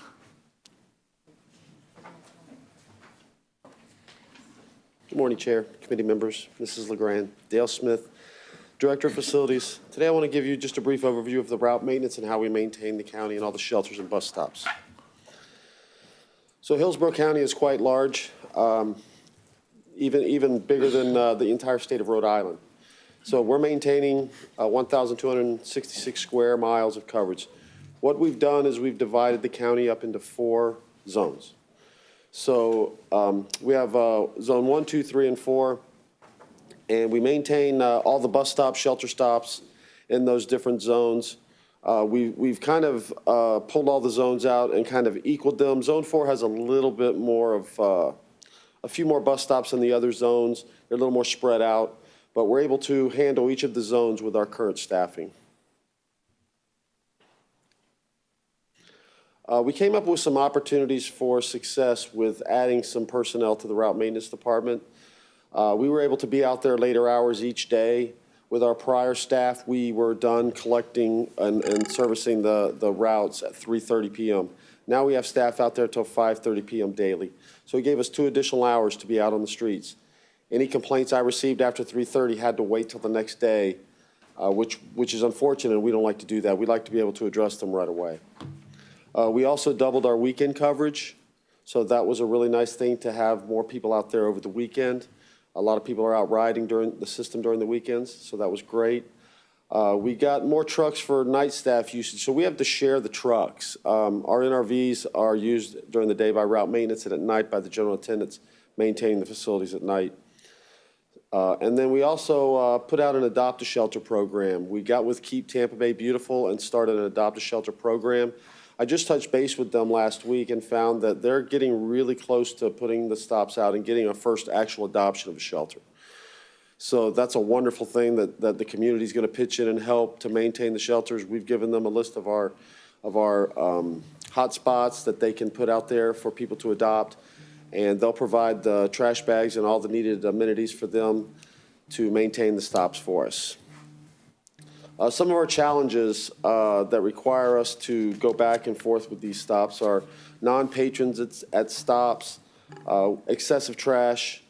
When we do markups, the markups take us several weeks to complete. I know it transitions in a day, but it takes us weeks and weeks, and a lot of staff has to pull off of doing the maintenance, the daily maintenance, to go to these markups. So markups definitely put a little bit of a challenge for us. Shelter installs, we're also a part of installing these new shelters. Our group's installing a shelter a week on Saturday, so our staff is out there every week installing shelters. And also shelter removals, we're responsible for removing old shelters, go out there and take those and get those disposed of. And then the 30 large shelters on Nebraska are very difficult, and those shelters are cleaned and maintained 3 times per day. They really provide a major challenge for us. And then the contractor also, a patron doesn't know if it's a HART shelter or a contractor shelter, so we're going to service whatever shelter we find that needs to be addressed. So sometimes the contractor shelters also provide a challenge for us. Facilities and amenities, we have bus stops 2,007, shelters out there 650. The transit centers are also maintained by the route department. At the transfer centers, Northwest Britton Plaza, Yukon, West Shore, and Net Park. Again, a large area with a lot of stops. And this talks about some of our route maintenance staff in early '22, where we were and where we are today. In early '22, we had 8 route maintenance techs. Our shifts ran from 7 to 3:30. Our daily workload was basically 1 person per zone. As you saw those big, large zones, we had 1 person responsible for those entire zones. We had 2 floaters that worked the entire county, not the zones, but the entire county, that handled hotspots. Hotspots are areas typically located in front of a fast food restaurant or convenience store that requires cleaning multiple times per day. And then we have our 2 techs in our maintenance truck where we use pressure washing, or we may install a bench, trash can from some weekend traffic accident or anything like that. And we service an average of 1,200 stops per week. Our current staffing levels, we've expanded to 14 techs. We've expanded our daily coverage from 7 a.m. to 5:30. We have 10 pickup trucks now that we're able to use. We procured some additional NRVs. We have a pressure washing truck and actually a street sweeper truck, which has done a tremendous, great amount of work for us in parking lots, the Marion Transit Way. It's a great addition to our force. Now our daily workload is 2 techs per zone. So we now have 2 people in each zone, which doubled our abilities out there in each zone. And then we have 1 floater per zone for hotspots. So now we have 4 people out there addressing our hotspots, which has really helped reduce the number of complaints that we receive on dirty stops. We still have 2 techs in the washdown truck, 2 techs for afternoon coverage, and our supervisor. But currently, we're servicing an average of over 2,000 stops per week. That allows us basically to maintain each stop at least once per week. And that's always been our goal. Some of the duties I've listed here on what we do at each stop. It's a long list of duties that we're required to do at each stop that we pull over. There's not just 5 minutes. We're not there just dumping garbage. We're there looking for pests. We're mowing grass during the summer. There's a lot of duties that we're doing at each of these bus stops with just a pole, and then our shelter stops adds additional things. I know you talked about the cantilever roof, and that's a great addition to the new stops, but another thing that is really a great asset on these new stops are the perforated backs, the perforated panels. These are steel, not plastic, and these allow wind flow to go through. Some of the current shelters now that are all glass, they're little enclosures, little houses with glass. The wind doesn't really flow through there, so when it's raining and you're inside there with a group of people, it gets really hot pretty quickly. So these perforated panels are actually excellent to allow wind flow to go through there and keep people still dry. Yes, sir. Quick question, if it's perforated, while I know that's going to help them stay, as far as the glass would help keep it dry, what's happening when we have a perforated wall and it's raining in the middle of the summer? Well, these are really tiny holes. They're tiny enough to where it's not going to matter? That's right. They're Okay. tiny holes, and the wind will bounce off. I don't want to get rid of one problem just to create another. No, these are great. This is what a lot of people across the nation are going to. They're an excellent addition to our inventory. Okay, perfect. Thank you. Mm-hmm. Any other questions? Yes.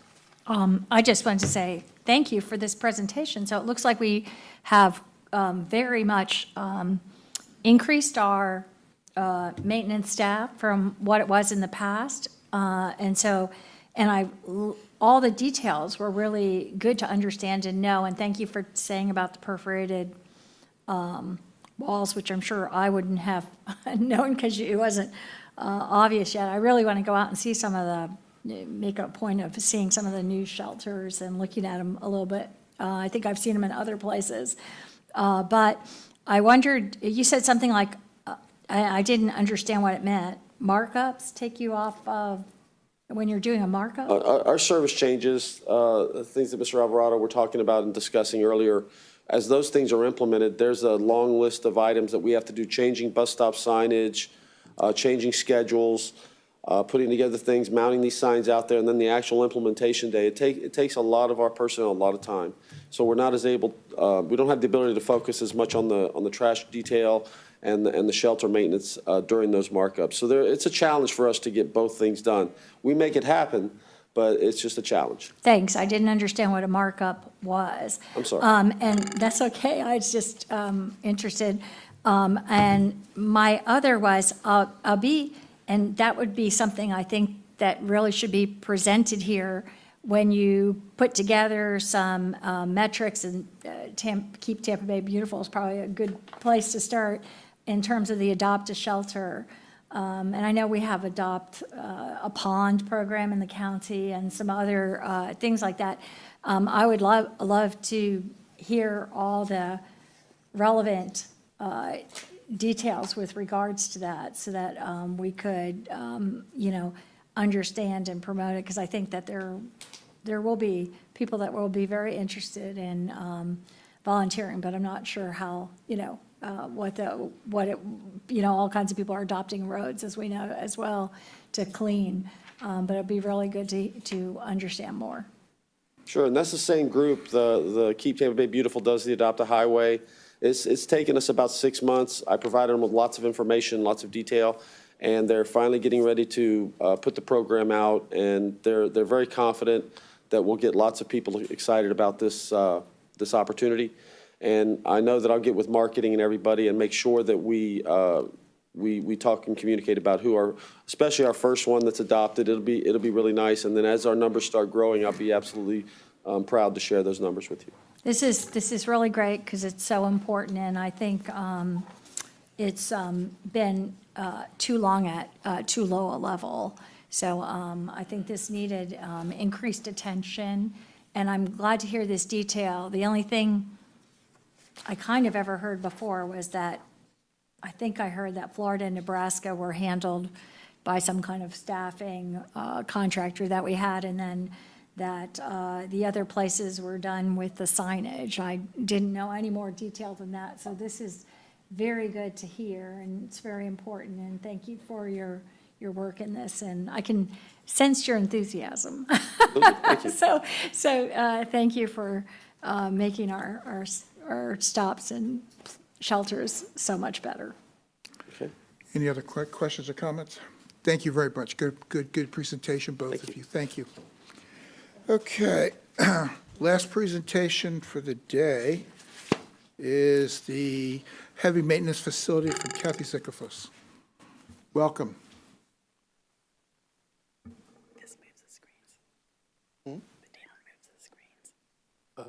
Usually right or left.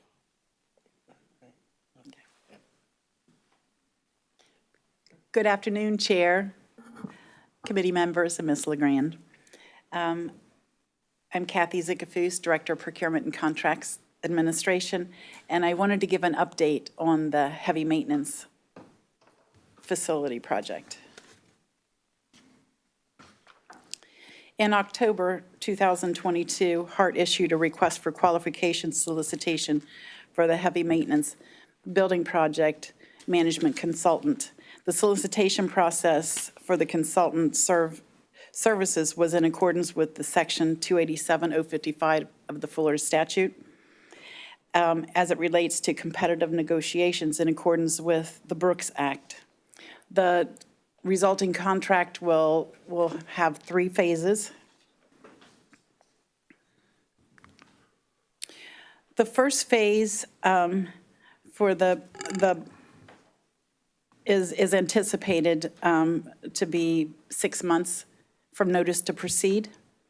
During that phase, the project management consultant will complete required planning activities, such as develop the conceptual planning to include the building location, develop a baseline schedule, complete the planning and delivery method, develop the scope of work and the design or delivery method. Delivery methods being the design build, design bid build, construction manager at risk. And they'll also develop the preliminary cost estimate for the project. Phase 2 is anticipated completion time 18 months after the completion of Phase 1. And it will include design oversight, consist of all actions required to supervise and review the design or the chosen method of the project delivery. The details of Phase 2 also won't be completely known until Phase 1 has completed. And then Phase 3 is an optional service that'll be part of the contract. This is anticipated completion of, after the completion of Phase 2, and then 36 months. And this will be for the project management consultant to provide oversight, construction oversight on the project. And so the procurement next steps are, negotiations are underway with the top technical firm. Contract is anticipated to be made at the March committee, April board meetings. Any questions? Ms. Director Williams. Yes. When was this project approved? I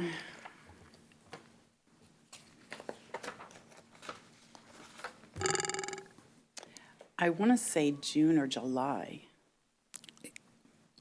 I'll have to get that to be Okay. certain. I'm asking because in October 2022, we're just starting the scope of services, and it takes approximately 6 months to scope that out. And then after the 6 months passes, then we'll start the 18-month process. It seems like this is taking a very long time for something we believed was very important. And when I walked over a few weeks or maybe a month or so ago, I was surprised there wasn't any progress that was being made. And maybe there's progress being made on paper, but not necessarily the building itself. And it was my understanding that there's things that happens in that building when it rains and so forth. And so I'm asking, what can we do to expedite this process? Because, well, let me ask this, is it funded? Because I thought we approved this. And will we have the funding through 24 months from now? So is the funding held in advance somewhere? May I respond? Please. Okay, so these are great questions, and a couple of things are in progress. So building a new heavy maintenance facility is something that is going to take several years to get from where we are now to a new building. But at the same time, in our capital plan, we do have funding to make some repairs to the existing facility to address the raining, interior raining. There's funding in there for new roof coating and some other, I would say, short-term repairs so that we can make some immediate improvements. I just wanted to make sure that that was stated. As far as the phases of the project, and I know Mrs. Zickerfus presented what's in, the scope or the RFQ document. So the first phase, really at the completion of the first phase, it's really to determine what kind of delivery method we use to build the facility. So I know you saw 2 additional time periods for Phase 2 and Phase 3, but they're dependent on what happens in Phase 1. So it could be just one of those phases and not necessarily needing both. And what that means is, at the end of Phase 1, if the program manager presents to us and to the board that the best delivery method is to do a design, build, construct, let's say. So there'll just be one additional procurement associated with designing and building the new facility. So we would not have to add on a Phase 2 and a Phase 3. It'd just be the next phase of managing this next final contract. So just wanted to make sure that you understood. I know there's 3 phases, but as Ms. Zickerfus kept saying, it's all dependent on what happens at the end of Phase 1.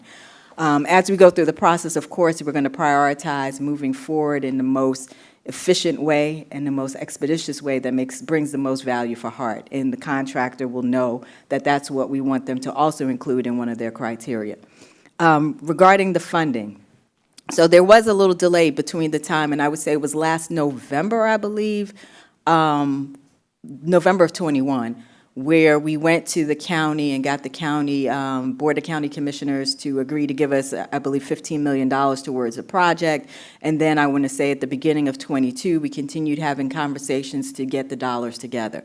So yes, on paper, we have approximately $75 million. However, those dollars did not become available for us to actually access to procure these services until this fiscal year of, what is this, 23? 23. Fiscal year 23. So Ms. Kirk and her team have been working with FTA to see if there were other grant dollars that we could utilize to move this project forward. We have been working to try to advance it as quickly as possible, but we were not allowed to put the RFQ on the street until we actually had the funds in hand to pay the contractor. So now our momentum, I say, is picking up. We have met with the TPO as far as working on the work program to get the $5 million a year they've committed to us, as well as FDOT. So we don't have, and I want to be really clear, we don't have, I think you called it a barrel or so, or a bucket, of $75 million sitting here right now. What we have is commitment over several years of getting funds that we can use for the facility. So what we have done is started to draw down on those dollars, and then every year we'll get additional funds from the TPO as well as FDOT, and that's how you'll see in our capital plan, like every year, there's an influx of money until it tapers off and then the project is done. So we are moving forward. It is a priority. We do have some funds now available so we can start the process, and we planned it out to get us from, I think, now to 36-plus months to have the project done and actually be able to have the cash flow to allow us to do that. Okay. Okay. I just think it's 9 months later, and I was really taken aback when I came over to see that none of the building has changed from what it's been, we talked about some time ago. So I understand now, and I appreciate the explanation. And I think when we have these scenarios happen, we want to understand what happens when we make agreements or we commit to scenarios that have been approved some time ago, not understanding you don't have real dollars until now. Okay.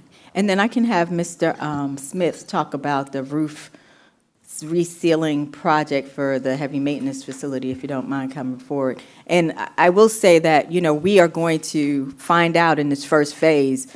Ms. Zickerfus mentioned the building location, because one of the options is that we're continuing to operate out of our current facility as we build another one. So there's still some questions, work that we had to do in order to develop the RFP. So I don't want to give the perspective or the perception that we haven't been doing anything until the RFP was released in October.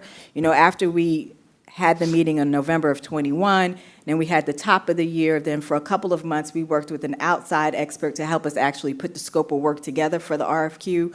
I believe we worked with them, I'm looking at you, Dan, for probably 3 or 4 months to get the language together. You have to recognize that HART has not taken on an endeavor like this in a very long time. So we had to go outside to get help to actually put the procurement document together with all the specifications. So it wasn't that we weren't working throughout this whole process. We were working, and it got us to the place in October when we could, I guess September when we got approval, and October when we went out to the market to actually solicit. But Dale, if you could talk about the existing work that we're doing to, I would say, harden the heavy maintenance facility in the short term. As part of a resiliency grant that we applied for last year, we're going to be placing a new roof coating on the heavy maintenance building. It's a really large roof. I'm not exactly sure when those funds are going to become available. We do have a contractor lined up to do that work. And the reason that we get up there to do the repairs, and the roof is so old that just by getting up there and walking on the roof to make repairs, you make a larger, worse roof leaks.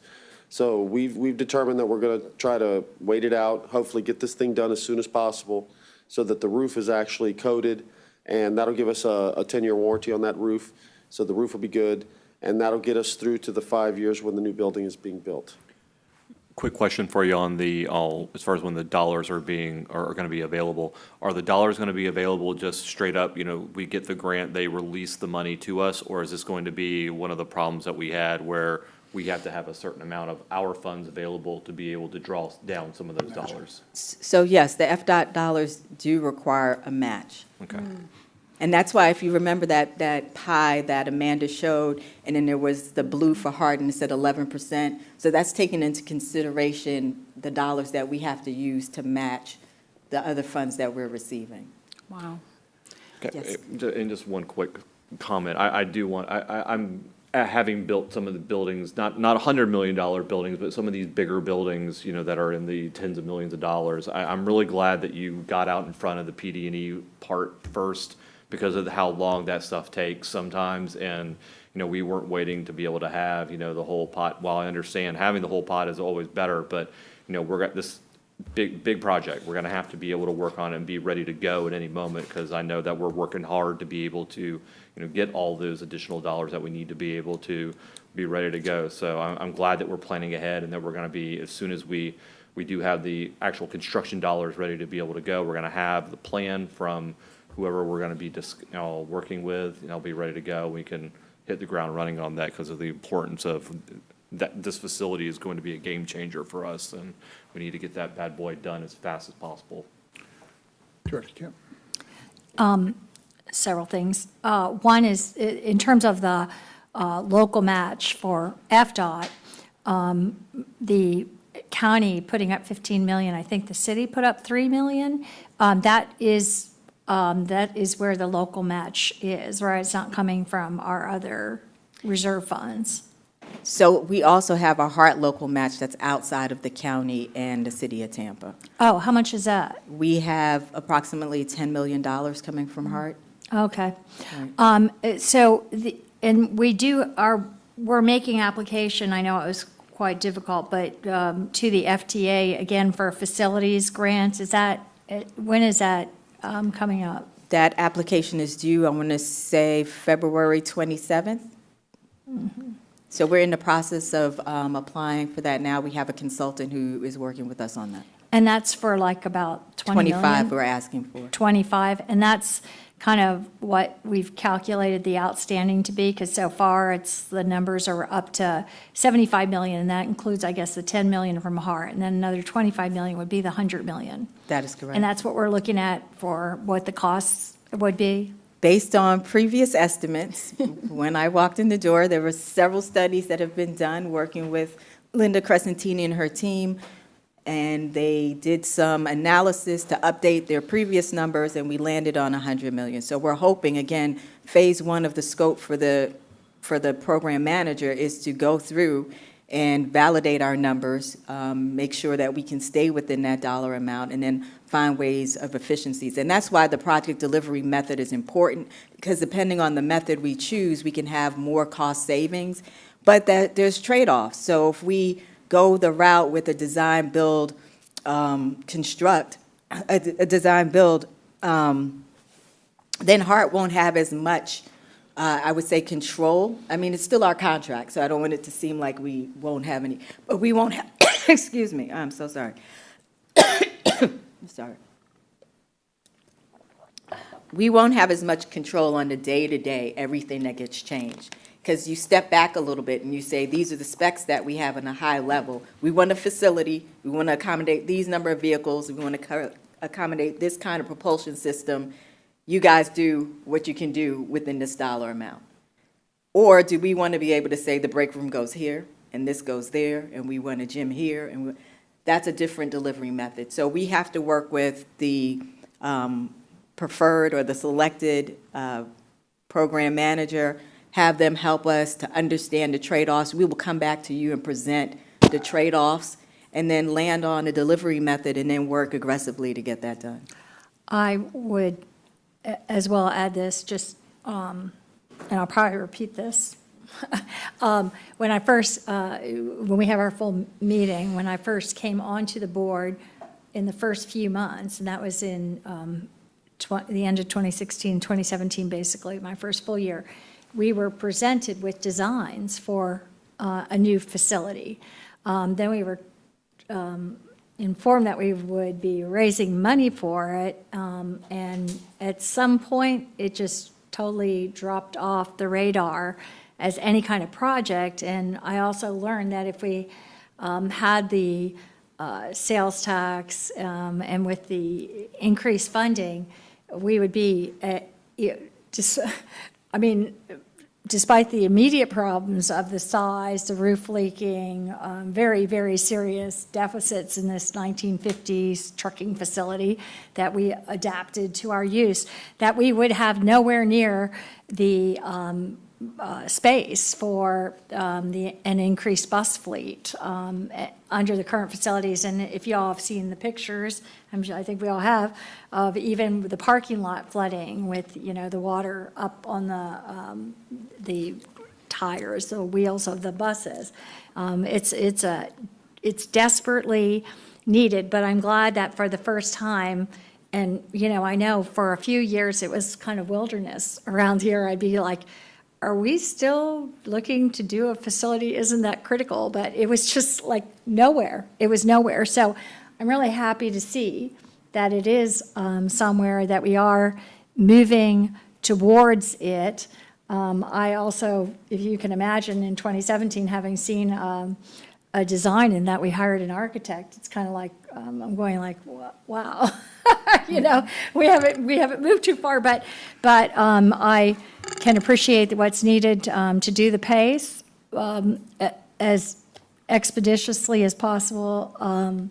You know, I think it would be important to move on this, but I'm glad that we're moving forward, that we have some, and it might be for the regular board, a more, little bit clearer, you know, presentation, because it's such a big focus of what we're doing here, and it does have a history, although I might be the only current board president member that was back when that was going on, and I mean, even in 2017, I think we actually met with the FTA at that time, and so I'm glad to see this is moving ahead. It's desperately needed.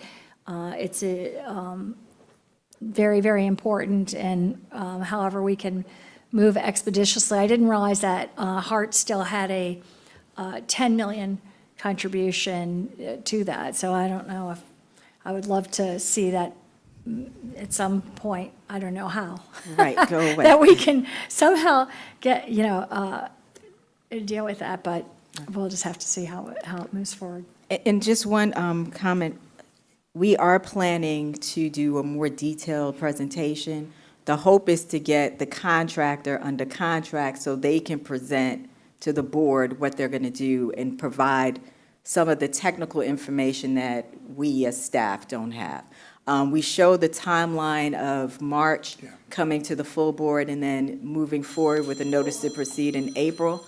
However, if we can get the negotiations completed in this month, our hope was to bring the contractor to our committee meeting in February and then being able to do a presentation to the board in, help me Kathy, in March, and then come back the next cycle for approval if the board wants some more information. So we're timing it out so that there is enough time for dialogue, but we definitely would like to have them under contract so they can speak and answer all the questions. Great, thank you. Director Williams. I was just going to ask that very thing that you said. So thank you so much for taking the time to answer my questions and to bring this forward. I didn't believe it was going to take a long time. I just pictured it as a house being built. So thank you for the education on the process and so forth, to get a construction loan and get it approved and keep moving. So thank you for giving me those additional facts, and then the fact that you're going to bring it back to the committee once you have you know, the document or the process underway, and then take it to the board, full board. So you care for my questions, and thank you for the additional detail. And thank you, Chair. I appreciate the opportunity to speak to this one. It's important, and it will certainly make a lot of people happy when they come to work in the mornings. Thank you. Thank you. Good presentations. Appreciate it. Okay, moving forward, procurement monitoring. Next, Ms. LeGrand will report on the sole source awards and deviations from the requirements of the procurement manual for fiscal year 2023 to date. So this section will be pretty quick. So for December, we just had one sole source, and that was with Microsoft Corporation for our Premier Support Plan. And then if you go down, Ms. Jackson, we also had for our, sorry, the next table, for our on-call contracts, you'll see the first task order, we didn't have anything added for the month of December, so we haven't had anything added for fiscal '23 for our architectural and engineering contract. And then for our bus transit infrastructure, that's the presentation that Ms. Crescentini went over. We did have a couple of expenditures in this fiscal year, and then you'll see that in the month of December and in January, we have been aggressively moving forward, as Ms. Crescentini presented, on making the implementations and putting out new bus stops and shelters. So that's what you see on the last 3 lines of this table, and that's it. Thank you. Okay, thank you, Mr. Grant. Any questions or comments? Any old business? Any, yes? Just a quick, I don't know how this is going to be, how I need to address this since we're at a joint committee and not just the strategic planning committee. But as we're all, now that session is all getting very close to all convening in March, I would be interested, and I don't know how we do it at the joint or if we do it whatever at just the strategic planning meeting. Would like to be able to try and get a little bit of an update from our contract teams on where we're at the state level, some of the DOT stuff and the governor's office conversations. Okay. And, and maybe it's an opportunity at the same time to be able to talk to where we're at from a federal standpoint now that we're going to have a new Congress coming in, or we do have a new Congress in now. That's it. Thank you, Mr. Chair. We'll do that. Thank you. I do have a comment that I need to make, and that's regarding the cliff discussion the fiscal cliff discussion from earlier. I think it's incumbent upon the Finance and Audit Committee to not necessarily take the lead, but to coordinate with administration on what's the plan. I don't want to go into a board meeting with, I don't know, and I don't want the Tampa Bay Business Journal to be presenting that we have a fiscal cliff in 2024 with no action plan. So I would like to get a report back from the administration, particularly with Ms. Kirk and Ms. LeGrand, as to Got it. what do we got? What can we do? And before the next board meeting, if at all possible, so that we can at least walk into the meeting having some kind of a blueprint that we can follow, whether it's headcount cuts, operating cuts. I know we operate as lean as we can possibly be at this point. So anything, I don't know that there's much fat that we can do. I think we're going to be hitting bone and muscle here very, very quickly. So we're sensitive to that, but we as a Finance Committee have to be sensitive to the overall issue. We can't not address this 800-pound elephant in the room. We need to come back to what are our options, what's our timetable, and what's the overall impact going to be on this. It's a big number. It's a big number coming down the pike. So I look forward to hearing your thoughts and comments. Okay. Anybody have anything else to discuss? This meeting stands adjourned. Thank you. Thank And I you. apologize for the length of the meeting, but Yes, I apologize for that. no, it just is